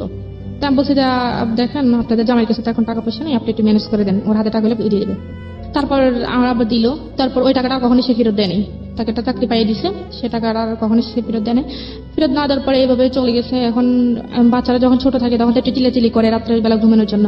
তো তখন শীতের দিন, তো মেয়েটা রাত্রেবেলা মানে হঠাৎ ঘুম থেকে উঠে মনে করেন কানাকাটি করতেছে। তখন সে আমাকে বলতেছে যে বাইরে থেকে একটা বালতি পানি নিয়ে আসো, আইনা মেয়েরে বালতির ভিতরে ডুবিয়ে রাখো, সকালবেলা উঠিও। মানে তো চিল্লাচিলি করতেছে কেন? তার চিল্লাচিলি করবে না। তো আমি বলছি, তুমি কি পাগল হয়ে গেছো? ও এতটুকু একটা বাচ্চা কি বোঝে? তুমি কি জানি কিসের মধ্যে চুবিয়ে রাখতে বলতেছে? হ্যাঁ? পানির মধ্যে চুবাই রাখতে বলতেছে? হ্যাঁ, শীতের দিনে এক বালতি পানি না পানির ভিতরে ওরে চুবাই রাখতে, আর সকালবেলা উঠিতে। ও চিল্লাচিলি করে কেন? তারপর তখন আমি খুব কানাকাটি করছি। তখন আমি ওরে নিয়ে বাইরে হয়ে গেছি রাত্রেবেলা। বাইরে হয়ে গিয়ে আমি বারান্দার মধ্যে এসে সারা রাত কাটাইছি। কাটার পর তখন সে আবার তাদের বাড়িতে গেলাম। যাওয়ার পর মনে করেন তার বাবা মা 4টা ভাই, অনেক বড় একটা সংসার। আমি কখনো ভাত রান্না করি নাই। তাদের বাড়িতে গিয়ে সম্পূর্ণ কাজ করতেছে, তারা গরু পালেন, ধান করে, সবকিছু করছে। তার বাবা কখনোই মানে কাজের মানুষ রাখছে না, সবগুলো বউদের দিয়ে করায়? বউদের দিয়ে করে। আমি প্রথম, সে বড় সবার। আচ্ছা, তো আমাকে সম্পূর্ণ কাজ করতে হয়। 3 বেলা রান্না করতে হয়, ভাত রান্না করতে হয়, 1 বেলা নাস্তা বানাইতে হয়, সবকিছু আমাকে করতে হয়। আমার মেয়েকে সামলাইতে হয়। সে পক্ষে মানে তাকে মানে এগুলো তো কিছুই করতেন না, এখন রীতিমতো সমুদ্রে গিয়ে পড়ছেন। হ্যাঁ, সমুদ্রে পড়ছি।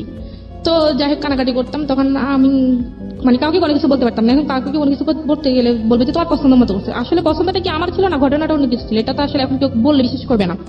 তো যাই হোক কষ্ট মানে মানিয়ে নিতাম। তখন আমি তাকে বলছি যে আমি এখানে থাকতে পারবো না, এত কাজ আমার দ্বারা সম্ভব না, একটা মানুষ রাখুক। আমি তো বলছি যে আমি করবো না, একটা মানুষ রাখুক, তো আমার জন্য একটু হেল্প হয়। তো বলছি ঠিক আছে, আমি তোমাকে আমার সাথে নিয়ে যাবো। তো আমি ওর সাথে আমার নিয়ে যাবো। নিয়ে যাওয়ার পর ও তখন সিলেট হবিগঞ্জ গেছে। তো আমার মেয়েকে আমি সাথে নিতে পারবো। তখন আমার মেয়ের বয়স 3 মাস। আমার মেয়েকে আমি সাথে নিতে পারবো না। তো আমার মেয়েকে আমি কার কাছে রেখে দেবো? বলেছে তোমার বোনের কাছে রেখে দেবো। আমার বোন তখন ক্লাস 8-এ পড়ে।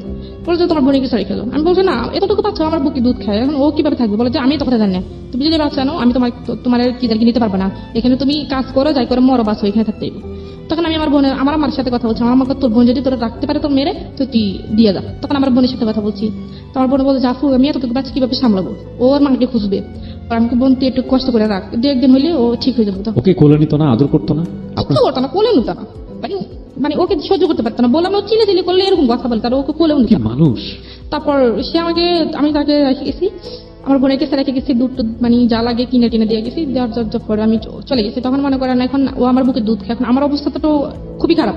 এখন আমি সারাদিন রাত 24 ঘন্টা কাঁদতেছি আমার মেয়ের জন্য। যদি কানাকাটি করি বলে মানে খুব মারে। মানে দাঁড়ান, আমি একটু আপনার মেয়ের ব্যাপারটা একটু জানতে চাই। আপনার মেয়ে কি আপনার কাছ থেকে যথেষ্ট পরিমাণ ফিট পেতো? মানে পেতো না? না, আমার মেয়ে আমার কাছে ছিলই না। তাহলে ও খাবারটা পেতো কোত্থেকে? ওকে কি ওকে দিতেন? আলগা খাওয়াইতে হতো। আলগা খাবারটা কোত্থেকে পেতো? কি এটা দিতেন? গরুর দুধ?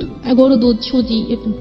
তো গরুর দুধ সুজি তো ওই বয়সের জন্য উপযুক্ত না, এটা একটা এখন ভালো কি খাবার। করবো? এখন তো ওর বাবা সেটা কিনে দিত না?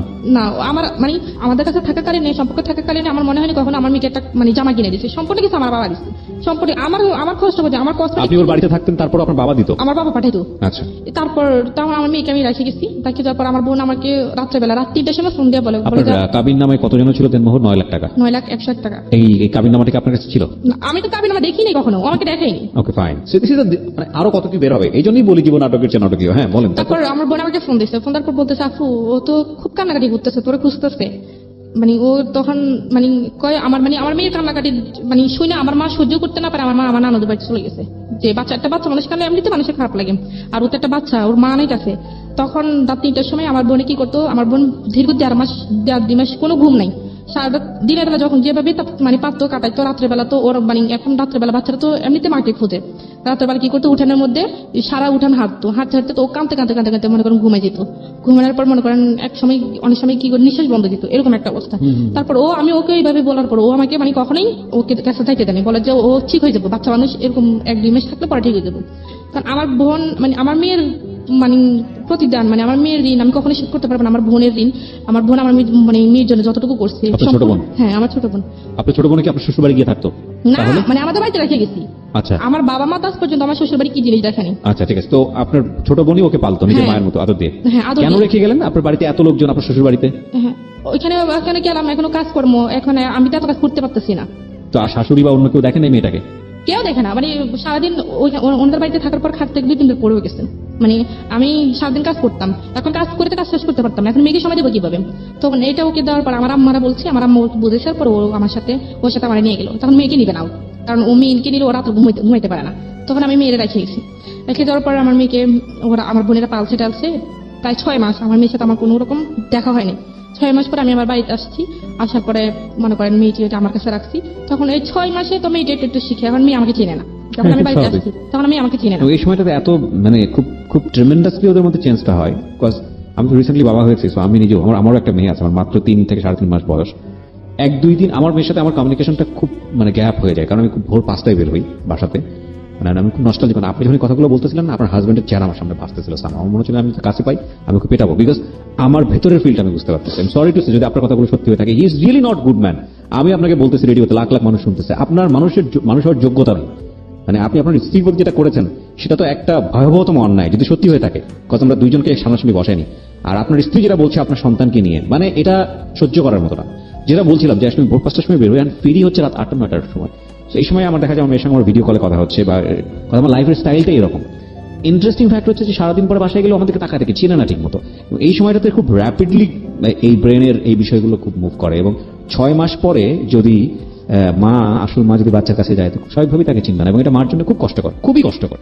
হ্যাঁ, বলুন। তারপর তাও আমি আমাদের বাড়িতে গেছি, তখন মেয়েকে আমি আমার কোলে আনতে চাই, মেয়ে আমার কোলে আসতে খুব ছেলে কান্নাকাটি করে। আমার বোনের কোলে গেলে আবার খুবই মানে ভালো, একবারে হাসি খুশি। আমার কোলে আসতে চায় না সে, মানে আমার কোলে আসলে সে মানে খুবই কান্নাকাটি করে, মানে আমাকে দেখতে পারে না। তখন আমি ওকে বলতেছি, দেখো তোমার কারণেই তো আমার আজকে এই অবস্থা। আমার নিজের মেয়ে আমাকে চিনতেছে না, বলে যে চিনবে একটু কয়েকদিন থাকলে, তারপর চিনবে। তো বলে আমি বলছি যে না। তারপর আমি দীর্ঘ 1 মাস ছিলাম, বাট মেয়ে আমাকে কোনোভাবেই চিনে না, মানে আমাকে দেখলে মেয়ে চিল্লাচিল্লি করে, মানে এরকম একটা অবস্থা। তো তারপরে যাই হোক, কোন রকম প্রায় এরকম 5-6 মাস আমাদের বাড়িতে ছিলাম, থাকার পরে আস্তে আস্তে মেয়ে আমাকে চিনলো। আপনার বোনকে কি মা ডাকতো নাকি?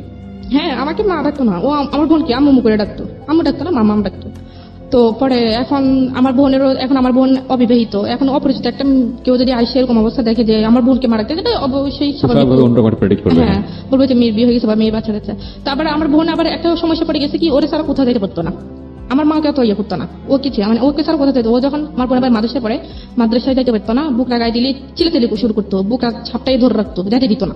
তো এরকম একটা অবস্থা। এখন আমি চলে গেছি বাড়িতে, চলে যাওয়ার পর আমি আমার কাছে রাখতে আমাকে একটু চিনছে। চেনার পরে সেই মনে করেন এখন কোরবান আসছে, সামনে কোরবান। এখন যে মানে আমরা যেহেতু এখন শ্বশুর বাড়িতে চলে গেছি, এখন তো শ্বশুর বাড়িতে আমাদের গ্রামের নিয়ম হচ্ছে মনে করেন কোরবানে রমজানের সময় শ্বশুর বাড়ি সবাইকে জামা কাপড় দিতে হয়, তারপর সেমাই চিনি বা যেটা লাগে দিতে হয়। আবার কোরবানের সময় এটা যার সামর্থ্য যতটুকু একটা ছাগল দিতে হয়, বা যার সামর্থ্য বেশি সেটা গরু দিতে হয়।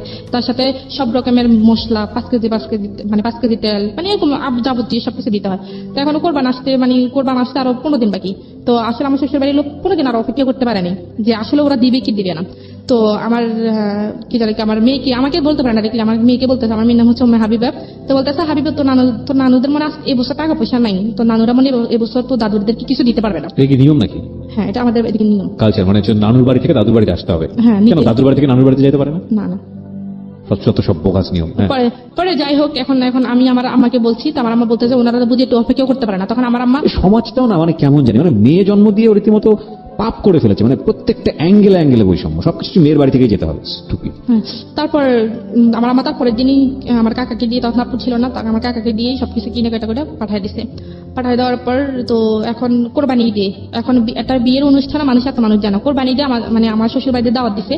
তো আমার শ্বশুর বাড়ি বলতেছে আমরা শুধু আমাদের আত্মীয় স্বজন আমরা কি একা একা যাবো নাকি, আমরা যদি যাই আমাদের আত্মীয় স্বজন কি বলবে। তো আমার আম্মা বলে যে ঠিক আছে আপনাদের আত্মীয় স্বজন যেটা আছে আপনারা দেখেন কয়জন হয় তো আসেন। তো 180 জন হয়েছে আত্মীয় স্বজন আপনাদের বাড়িতে আসবে কোরবানির ঈদের দাওয়াত খেতে, 180 জন। তো আমার আম্মা তো এখন কি করবে, এখন মুখ বুঝে সব সহ্য করতে হবে। তো আমার আম্মা বলছে ঠিক আছে আসেন। তো আসার কথা বলছে, তারপরে মানে আমার আব্বু আম্মাকে কখনোই বলে নাই যে আপনারা আমাদের বাড়িতে গিয়া একটু দেখে আসেন, দাওয়াত তো দূরের কথা মানে গিয়ে একটু দেখে আসেন। নিজের আসতে খাওয়ার জন্য খাওয়ার জন্য। See, see, see, see. মানে প্রত্যেক মাসে একবার হইলেও ওনাদের বাড়িতে সবাই দাওয়াত পড়ে আমাদের বাড়িতে। তো যাই হোক এখন তারপর কি হয়েছে এর মধ্যে মনে করে আমার বোন আবার একটা ছেলের সাথে রিলেশন করতো, এখনো হয়তো করে আমি এবার জানি না কি সত্যি কিনা। তো একটা দেশ ছেলের সাথে রিলেশন করতে সেটা আবার সরি এটা বলতে বলে গেছি, আমার বোনকে যখন আমার হাজবেন্ড দেখছে বা রবিলে দেখছে তখন সে আমাকে বলতেছে করে তো তোমাকে একটা কথা বলবো। তা বলে কি কথা, তো বলে যে তোমার আগে যদি তোমার বোনকে দেখতাম না আমি তোমার বোনকে বিয়ে করতাম। তো আপনার পায়ে জুতা ছিল না? তখন আসলে কি বলবো আমি, কি তুমি এগুলো কি বলো, তো আমি এটা আপনারও কিন্তু ফল্ট, মানে আপনার পায়ে তখন জুতা থাকলে জুতা মেরে দেওয়া উচিত আমি মনে করি হচ্ছে ওদের। আমি সরি টু সে, আপনি যদি রিলিজিয়নের জায়গা থেকে চিন্তা করেন তাহলে অফকোর্স এটা একটা অন্যায় এবং আমি যেটা বলছি সেটা অবশ্যই পাপ। হ্যাঁ তো কিন্তু সেটা কিন্তু যে ছেলেটা রিলিজিয়াসলি বইতে চলে না তাকে জুতা ট্রিটমেন্ট ছাড়া আসলে অন্য কোনো ট্রিটমেন্টে যাওয়ার কোনো সুযোগ নাই। মানে আমি আসলে প্রেজেন্টের বাইরে চলে যাচ্ছি, সরি ফর দিস। আমি ভবিষ্যতে আরো কি বলবো আমি জানি না, কারণ আপনার গল্পটা যেদিকে যাবে আই এম রিয়েলি মানে আউট অফ মাইন্ড অ্যাকচুয়ালি। তারপর সে মনে করেন এখন একজন হাজবেন্ড কাজনের সাথে তার ওয়াইফের জন্যই তো, বা একজন ওয়াইফ তার কাজনের সাথে Husband এর জন্য, definitely, হ্যাঁ। হাজবেন্ডের জন্য সে যখন কোনো শার্ট পরে বা কোনো প্যান্ট পরে বা একটু হাইটাই হয়ে বা একটু বাইরে হতো তখন আমাকে মানে বলে ঋতু দেখো তো আমাকে ভালো লাগতেছে, বাইরে গেলে মেয়েরা আমাকে পছন্দ করবে, আমাকে ডিরেক্টলি ক্লিয়ার করবে। এই লোকরে আপনি 3 মাস বাসায় থেকে পুষ্টি ইনজেকশন দিয়েছেন। হ্যাঁ পরে আমি বললাম যে হ্যাঁ ভালোই তো লাগবে, তখন মানে কান্নাকাটি করতাম কি কি বলবো। আর তখন একদিন মানে সে তখন বিভিন্ন মেয়েদের সাথে কথা বলা শুরু করে দেয়। আচ্ছা, হ্যাঁ তখন সে বিভিন্ন ভঙ্গিতে মেয়েদের দিকে তাকায়। তো আমাদের বাড়িতে আমার চাচাতো বোন আছে যেটা তো বোন আছে তাদের সাথে বিভিন্ন রকমের, তো তারা আমাকে বলে যে আফু দুলাভাই এমন কেন এরকম করে কেন, আমি বলছি থাক তোরা একটু দূরে থাকিস, তোরা কিছু বলিস না। তো সে আমাকে এরকম করে বলে যে তো একবার সে তার বন্ধুর বিয়ে তো আমাদেরকে দাওয়াত দিয়েছে, তখন আমি শাড়িটাই পরে বিয়েতে যাবে যায়। তো তার বন্ধুরা সবাই আসছে আমরা একসাথে যাবো, তার এক বন্ধু বলতেছে ভাবি আপনাকে খুব সুন্দর লাগতেছে, আমাকে এই কথা কেন বলছে, সে আমাকে আর নিলই না ওইখানে। ছি ছি ছি। তো আমাকে সে বলে যে তোমাকে আর লোকে কেন সুন্দর বলবে। তা আমি বলছি তো তুমি যে নিজে শার্ট প্যান্ট পরে নিজে আমাকে বলে যে মেয়েরা তোমাকে লাইক করবে কিনা, তখন আমার কিছু খারাপ লাগে না, তখন আমি 100 বার বলতে পারবো আমি ছেলে, সেজন্য তুমি বলবা নাকি। Right. সে আমাকে এরকম করে বলে, আমি বলি, Right. ঠিক আছে আমি আর বলবো না। আপনি ছিলেন আপনি হ্যাঁ। যদি এটা হয়ে থাকে ইনফ্যাক্ট। তো তারপরে কি হয়েছে সে একবার তো আমার বোন একটা ছেলের সাথে রিলেশন করতো, সেই আমার বোনের রিলেশনটা আমি মানতে পারতেছে না, কারণ আমার বোন যে ছেলের সাথে রিলেশন করতো সে একটু আরো একটু হাই কোয়ালিটি বাড়ি, সে মনে করেন বিদেশে থেকে পড়াশোনা করে, তো সে আর একটা হাই কোয়ালিটি মানে সে চাইতেছে না যে আমার বোন আরো মানে তার চেয়ে একটু উপর লেভেলের একটা ছেলেকে মানে পছন্দ করুক বা সেটা একটু মেনে নিক বা এরকম উপর লেভেলের কোনো ছেলে আমাদের বাড়ির জামাই। Right. হ্যাঁ তো তারপর আমার বোন যে ছেলের সাথে সম্পর্ক করতো সে ছেলে কি নাম্বারটা কিভাবে পাইছে পাইয়া সেই ছেলের সাথে আমার বোনে আমার হাজবেন্ডে বলছে যে আপনি যে মেয়ের সাথে কথা বলেন আপনি জানেন তার বিয়ে হয়েছে, তার একটা বাচ্চা আছে, আমার মেয়েকে দেখা দিতেছে। তখন বলছে সে তো বিশ্বাস করে না, তো বলছে ঠিক আছে আমি প্রমাণ চাই। তখন সেই কি করছে দেখাইছে আনসার তো আমার মেয়েকে ওই ছেলের সামনে নিয়ে গেছে, নিয়ে আমার রবিয়ারও বলতেছে যে হাবিবা তোমার আম্মুর নাম কি, তোমার আঙ্কেলের কাছে বলো। তো সে আমার বোনের নাম বলে দিচ্ছে, কারণ আমার বোনকে সে চিনে, আমার বোন নাম বলেছে যে আমার আম্মুর নাম এটা। তো বলে দিচ্ছে এখন সে তো বিশ্বাসই করবে, যে বলে যে এখন সেই মানে আমার বোনের হাজবেন্ড হচ্ছে সেই, আমি কেউ না, মানে ওই ছেলের সাথে সে এরকম ভাবে বলতেছে যে আমি তার হাজবেন্ড, আমি তার সে আমাদের মেয়ে। Very nasty story. আমরা একটা বিরতি নিব প্রিয় শ্রোতা, ছোট্ট একটা বিরতি মাত্র মিনিট 2-এর। আমরা রাত 1টার পরে এই গল্পটা আজকে কন্টিনিউ করছি because this is a very very important story. একটা মেসেজ মনে রাখবেন যে বৈবাহিক সম্পর্কটা অনেক বড় একটা সম্পর্ক। বিয়ের ব্যাপারটা সিদ্ধান্ত নেবার আগে যত বছরই প্রেম করেন না কেন, যাই কিছু হোক না কেন, আমি সবসময় এই ধরনের গল্পে একটা কথা বলেছি, এটা আমি জাস্ট গল্পের এক্সপিরিয়েন্সের জায়গা থেকে বলি। I am not a guru, I am not a adviser. আমি যেটা বুঝি মানে এত গল্প শোনার পরে আমার যেটা মনে হয় যে বিয়ের সম্পর্কে শুধু লাভ এনাফ না, বিয়ের সম্পর্কে শুধু দুইটা পরিবারের অবস্থা এনাফ না, বিয়ের সম্পর্কে অবশ্যই দুটো মানুষের জায়গাটা থেকে কতটা যৌক্তিক, দুটো পরিবারের জায়গা থেকে কতটা রেশনাল, এবং প্রত্যেকটা জিনিস খুঁটিয়ে খুঁটিয়ে খুঁটিয়ে খুঁটিয়ে দেখা, এটা খুব খুব খুবই ইম্পর্টেন্ট। নইলে শুধু ইমোশন দিয়ে বিয়ে করলে, শুধু লাভ নিয়ে বিয়ে করলে, আমি বলছি না যে এক্সেপশন নাই, but exception is not example, exception is not the reality, হ্যাঁ, is not the scenery of the society. বেশিরভাগ সময় ইমোশনটা একটা স্টেজে গিয়ে ধ্বংস হয়ে যায় এবং তারপরে শুরু হয় জীবনের সবচেয়ে ভয়াবহতম অধ্যায়। সেই অধ্যায় তারপর ওই ছেলে তো বিশেষ করে ফেলছে, এখন ওই ছেলে আমার বোনের সাথে মনে করেন সম্পর্কে একটা বিচ্ছিন্ন অবস্থায়, তখন আমার বোন আমাকে, মানে ও কি বয়ফ্রেন্ড ছিল আপনার বোনের? হ্যাঁ আমার বোনের বয়ফ্রেন্ড ছিল। চিন্তা করুন অবস্থা।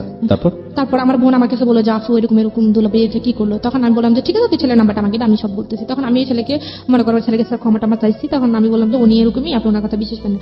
তারপর সেই আমার বোনের সম্পর্কটা কোনোভাবে ঠিক দিবে না। সে কি করছে মনে করেন আমার বোনের যে ইমো আইডি ইউজ করতো, তো সেই ইমো আইডি সে হ্যাক করে ফেলছে। এটা এখন খুব আমার সহজে বোনের করা যায়। কাছে মেসেজ করবে, সে সবকিছু দেখে। তো আমার বোন হয়তো ওই ছেলের সাথে কিছু সিক্রেট কথা বলছে, সেগুলো দেখছে, কিছু ফ্রিক ফাটাইছে, সেগুলো দেখছে, দেখে ফেলছে। দেখে ফেলার ফলে সে আমার বোনকে ব্যাকলিং করতেছে যে তুমি এটা কি করতেছো, আমি তোমার আব্বু আমাকে সবকিছু বলে দেবো। তখন আমার বোন একটু ভয় পেয়ে গেছে, বলে যা ওই ছেলের সাথে নামে আমি তোমার মামলা দেবো, যে নারী নির্যাতনের মামলা। কারণ তোমাদের যে মেসেজ তুমি পাঠাইছো এগুলো দেখে আমি দেখাই মামলা দিব, তোমার আব্বুর কাছে বলতেছি, তোমার আম্মার কাছে বলতেছি। তো আমার বোন ভয় পেয়ে গেছে, আর আমার বলছে। বলার পর আমি সাথে সাথে আমার শ্বশুর বাড়ি থেকে আমার বাপের বাড়িতে চলে আসছি। আসার পর ও আসছে, আসার পর আমি বলতেছি তুমি এসব কি করতেছো, তোমার বোন একটা অন্যায় কাজ করতেছে, এটা আমি বাধা দিতেছি, এটা তো আমি খারাপ কিছু করতেছি না। তখন কি করছে, সে আমার সবার সামনে এই মেসেজ গুলা দেখাচ্ছে, সেগুলো আসলে দেখার প্রয়োজন পড়ে না। তারপর দেখেছি তখন ওখানে আমার বোনকে আমার জ্যাঠা মেজো জ্যাঠা খুব মারছে এই মেসেজগুলো দেখে। দেখে। মানে এখন ওনারা জেনে গেছে একটা ছেলের সাথে রিলেশন আছে, এখন এগুলো দেখে ছেলের সাথে রিলেশন কেন, এগুলো দেখে খুব মারছে। এটা তো আরো খুব সুন্দর করে ওয়াইজলি এটাকে সমাধান করা যেতে পারতো। নিজের হ্যাঁ। ঘরের খবর চারদিকে জানা দেওয়ার কোনো মানে তো নাই। মানে হতো না। তো তারপর কি করছে, তারপরে সে থামে নাই। সে বলতেছে তুমি যদি আমার কথা না শোনো তাহলে আমি কিন্তু ওই ছেলের নামে মামলা করে দিব, এমনকি আমি সবকিছু কথা বলি। আচ্ছা, এই অধিকারটা খাটাই কিভাবে আমি তো বুঝলাম না। মানে এটা তো আমি জানি, এটা আমার বোনের সাথে হয়েছে। এখন আমার বোন আসলে ওই ছেলেকে হয়তো প্রচন্ড ভালোবাসে, সেই জন্য আসলে ও ক্ষতি চায় না, সেজন্য বলছে ঠিক আছে আপনি কি বলেন। এখন আমার বোন ওকে অফার করছে যে ওর সাথে ফিজিক্যাল রিলেশন করবে। দাঁড়ান 1 মিনিট, কাকে অফার করছে? আমার বোনকে। কি অফার করছে? ও আমার হাজবেন্ড। Are you sure? অবশ্যই। আমি একটা ভিডিও ছিল, সেটা আমি নিজেও দেখছি। কিসের ভিডিও? এটা জাস্ট আমি মানে কিস টিস করছে আপনার বোনকে? হ্যাঁ। সে ভিডিওটা কে করছে? সেই করছে, করে আপনাকে দেখাইছে? আমাকে দেখাইছে। তখন আমাকে দেখা নাই, আমি ওই অবস্থায় আমি ওইখানে চলে গেছি। আচ্ছা, ঘটনাটা শুনি কি হয়েছে।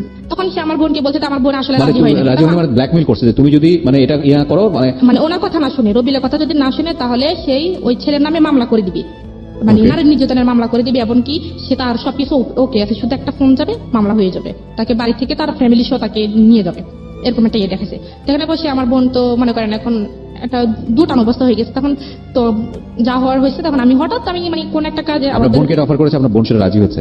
প্রথমে রাজি হয়নি, সে আমার বোনকে অনেক ভয়টাই দেখাইছে। তো আমার বোন এটার জন্য খুব কাঁদছে আরো। সে আমার বোন মনে করেন একটু ঘটনা যখন ওর আমি বয়স দেখে কত ছিল? ওর বয়স তখন 16 বছর। দিস ইজ অ্যানাদার কেস, যেটা ওর ক্ষেত্রেও হয়েছে। যখন ওর বয়সটা ছিল 16 বছর, একইভাবে ব্ল্যাকমেইল করেছে। এই ছবলটা ঠিক ওর আপন বোনের ক্ষেত্রেও মেরেছে। হ্যাঁ, তো তারপর?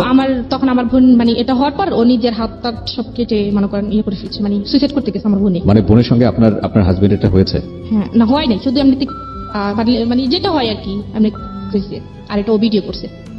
তো তখন আমি ওই অবস্থায় ওইখানে চলে ওদেরকে ওই অবস্থা দেখে ফেলছি। দেখে বলার পর আর তখন আমার বোনকে তো ছেড়ে দিচ্ছে। ছেড়ে দেওয়ার পর আমার বোন আমাকে জড়াই ধরে কাঁদতেছে, খুব কান্নাকাটি করে এইসব কথা বলতেছে। তখন আমি যখন বলছি যে তুমি এসব কিছু করতেছো, আমি এখনই সবাইকে জানাই দিব, তখন ও আমাকে বলে যে তুই যদি বলছ আমি বলবো যে তুই তোর বোনকে আমার কাছে দিয়ে গেছিস।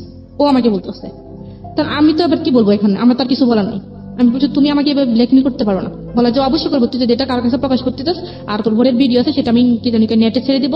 আর তুই যদি কোনো কিছু করতে চাস, কারোর কাছে বলতে চাস, তো আমি তোকে উল্টা ফাঁসিয়ে দিব। আপনাদের বাড়িতে হচ্ছে এসব? আমাদের বাড়িতে হয়েছে। তখন আমি কি তখন আমার বোনে আপনার বাবা কোথায় ছিল সে সময়? আমার মা নানুদের বাড়ি ছিল। আপনার বাবা মা? আমার আব্বা বাড়িতেও ছিল, দেশের বাড়ি ছিল, আর আম্মা নানুদের বাড়িতে ছিল। তখন আমি আপনার বড় ভাইরা কোথায় ছিল? বড় ভাই বাইরে থাকে। দেশের বাইরে থাকে? মানে আপনাদের বাড়িতে আপনার 2 বোন ছাড়া কেউ নাই? না, আমার ছোট একটা ভাই আছে, ও হাবিতে পড়ে। তার মানে আপনাদের বাড়িতে শুধুমাত্র আপনারা 2 জন? হ্যাঁ, আর আর আপনার দাদু মেয়েটা? আছে। দাদু ধরেন আমাদের তো নতুন বাড়ি পুরান বাড়ি যেটা বলে, দাদুরা পুরাতন বাড়িতে থাকে আর আমরা নতুন বাড়িতে। তো দাদু কাজ টাজ করে চলে যায়, তো সবসময় থাকে না। ওকে, তারপর? তো তারপরে এখন এসে আমাকে এরকম ব্ল্যাকমেল করছে, আমি আর কিছু বলতে পারি। তখন আমি আমার বোনের কাছে আমার বোনের পা ধরছি। আমি বলছি তুই ওর হয় আমার মানে আমার কি জানি ওর হয়, আমি তোর কাছে মাপ চাইতেছি, তুই ওরা মাপ করে দিস। বলে যে পরে ও কি করছে মনে করেন ওই দিন আপনার হাত পা কেটেছে, আপনার হাত পা কেটেছে, কাইটে মনে করেন ও সুসাইড করবে এরকম বলে যে আমার জন্য এত সমস্যা। ওই ছেলে আবার জানে না। তারপর ও কি করছে, ও যেহেতু ওই মানে রবিল দেখতেছে যে ওই ছেলের সাথে কথা বলা বন্ধ করে নাই, ওই ছেলে মানে রবিল কি করছে, ওই ছেলের বাড়িতে গেছে, আমার আরেকটা দুঃসম্পর্কিত চাচাতো বোন নিয়ে গেছে, নিয়ে ওর আব্বা আম্মার কাছে আমার বোনের নামে বিচার দিয়ে আসছে যে আপনার ছেলে তো অমুক মেয়ের সাথে কথা বলে, ওনার একটা বাচ্চা আছে, ওনার স্বামী আছে, আপনার কেমন ছেলে একটা ম্যারিড মেয়ের সাথে কথা বলে। তো এখন ওই ছেলের বাপ মা তো মানে যেটা বুঝতে পারছি আপনার বোনকে সে অনৈতিকভাবে পাওয়ার জন্য মোটামুটি ক্রেজি হয়ে গেছে। করছে। হ্যাঁ, তারপর কি হয়েছে এখন মনে করেন সব মিলিয়ে তো খুবই সমস্যা হয়েছে। তখন আমি আমার ফ্যামিলিকে একটু ইঙ্গিত করছি, পুরোপুরি করিনি। তো আমার আব্বু বলতেছে তোমার এখানে থাকার দরকার নেই, ডিভোর্স হয়ে যাও, এখানে থাকার দরকার নেই। এরপরে মনে করেন ওই ছেলের সাথে অনেক সমস্যা করছে ও। তারপরে বলছে যে ডিভোর্স হয়ে যাও। আমি বলছি যে আমার আব্বা আমার মেয়েটা কি হবে, আমি হয়তো একটা ভালো ছেলে পাবো, ও একটা ভালো মেয়ে পাবে, আমার মেয়েটার কি হবে? আমার মেয়ে তো মা হারালে বাপ হারালো, ওদের সমস্যা না, আমি মেয়ের ব্যবস্থা করতেছি। তো আমার বাবা কি করছে, ওরে ডিরেক্টলি বলছে যে আমার মেয়ে আসা চাইরা দাও, আমার মেয়েকে তুমি পাইবা না, তুমি একটা ডিভোর্স লেটার পাঠাতে। এখন ও যদি ডিভোর্স পাঠাতে যায় তাহলে সম্পূর্ণভাবে কিন্তু আমি সবকিছু পাও না, কারণ আমার যে কাবিননামা বা আমাদের যে সবকিছু নিয়ে গেছে এগুলো তো মানে আমি আইনগত ভাবে আমি পাই, তো সেজন্য ও আমাকে ডিভোর্স দিচ্ছে না। না না না, এটা তো আপনি, আচ্ছা এটা একটা ভুল ধারণা। আমি আজকের অনুষ্ঠানের মধ্যে বলে দিই, দেনমোহরের বিষয়টি যে কেউ যে কোনো পক্ষ থেকে ডিভোর্স দিলে পাবে। যদি মেয়েটাও ডিভোর্স দেয় তাহলেও পাবে, ছেলেটা ডিভোর্স দিলে তাও পাবে। কিন্তু আমরা একটা ভুল প্রেডিকশনের মধ্যে থাকি যে আমরা মনে করি যে মেয়েটা ডিভোর্স দিলে ছেলেটা এটা দিতে হয় না। এটা একটা সম্পূর্ণই ভুল ধারণা। এটা মেয়ের ন্যায্য অধিকার এবং এটা যেই ডিভোর্স দেখ না কেন এটা মেয়ে পাবে। হ্যাঁ, এটা আজকের অনুষ্ঠানের পরে যদি কারো এই ধরনের একটা ভুল ধারণা থেকে থাকে তাহলে এই ধারণা থেকে বের হয়ে আসুন। আইনত এটা হচ্ছে, যদি ডিভোর্সটা মেয়ের পক্ষ থেকে হয় মেয়ের দেনমোহর অবশ্যই পরিশোধ হতে হবে, সেটা ডিভোর্স মেয়ে দিলেও পাবে এবং ছেলে দিলে তো কথাই নেই। হ্যাঁ বলেন। তারপর মনে করেন এরকম কিছু হয়েছে, এখন তারা আমাকে ডিভোর্স দিবে না। মানে এরকম আমাকে মনে করেন নানান ভাবে টর্চার করতেছে, আমার গায়ে হাত তুলতেছে, খুব হাত তুলতেছে। একবার ওদের বাড়িতে মানে তারপরে আমি যখন ওদের বাড়িতে গেছি তখন ও মানে পকেটে 200 টাকা রাখছে, এটা আমি জানি না। এখন ওর ভাইরা আছে, ওর একটা ভাই আছে, ও আবার একটু হাত লারে মানে ছোট্ট টাইপের আর কি, মনে করেন 100-200 টাকা পাইলে এগুলো নিয়ে যায়। তো আমাদের রুমে, আমরা যে রুমে থাকি রুমে পকেটের ভিতরে 200 টাকা রাখছে। রাখার পর এখন ধানের দিন আসছে, আমরা ধানটা নিয়ে সবাই বাইরে কাজে ব্যস্ত। ও দুপুরবেলা আমার হঠাৎ খাইতে গেছে, আমাকে বলতেছে ওই চোরের ঘরে চোর, তুই আমার টাকা দি। মানে ডিরেক্টলি সবার সামনে। আমি তো মানে অবাক হয়েছি, কি আমার টাকা কিসের চোর, কিসের টাকা? বলে আমি পকেটে 200 টাকা রাখছি, তুই আমার টাকা নিচ্ছিস না, তুই আমার টাকা দে। আমি বলছি খোদার কসম আমি টাকা নেই, আমি পড়াশোনায় হাত দিয়ে রাখতে পারবো, আমি টাকা নিই। তো সে আমাকে খুব গালিগালাজ করছে। গালিগালাজ করার পর আমি মানে এভাবে বলছি যে আমি বলছি আল্লাহ যে টাকাগুলো নিছে সে আল্লাহ তার বিচার করে, আর যে যাই মানে যে তাকে মানে অবিচার অন্যায় ভাবে তাকে গালিগালাজ করছে তাকে যেন আল্লাহ বিচার করে, আমি এভাবে বলছি।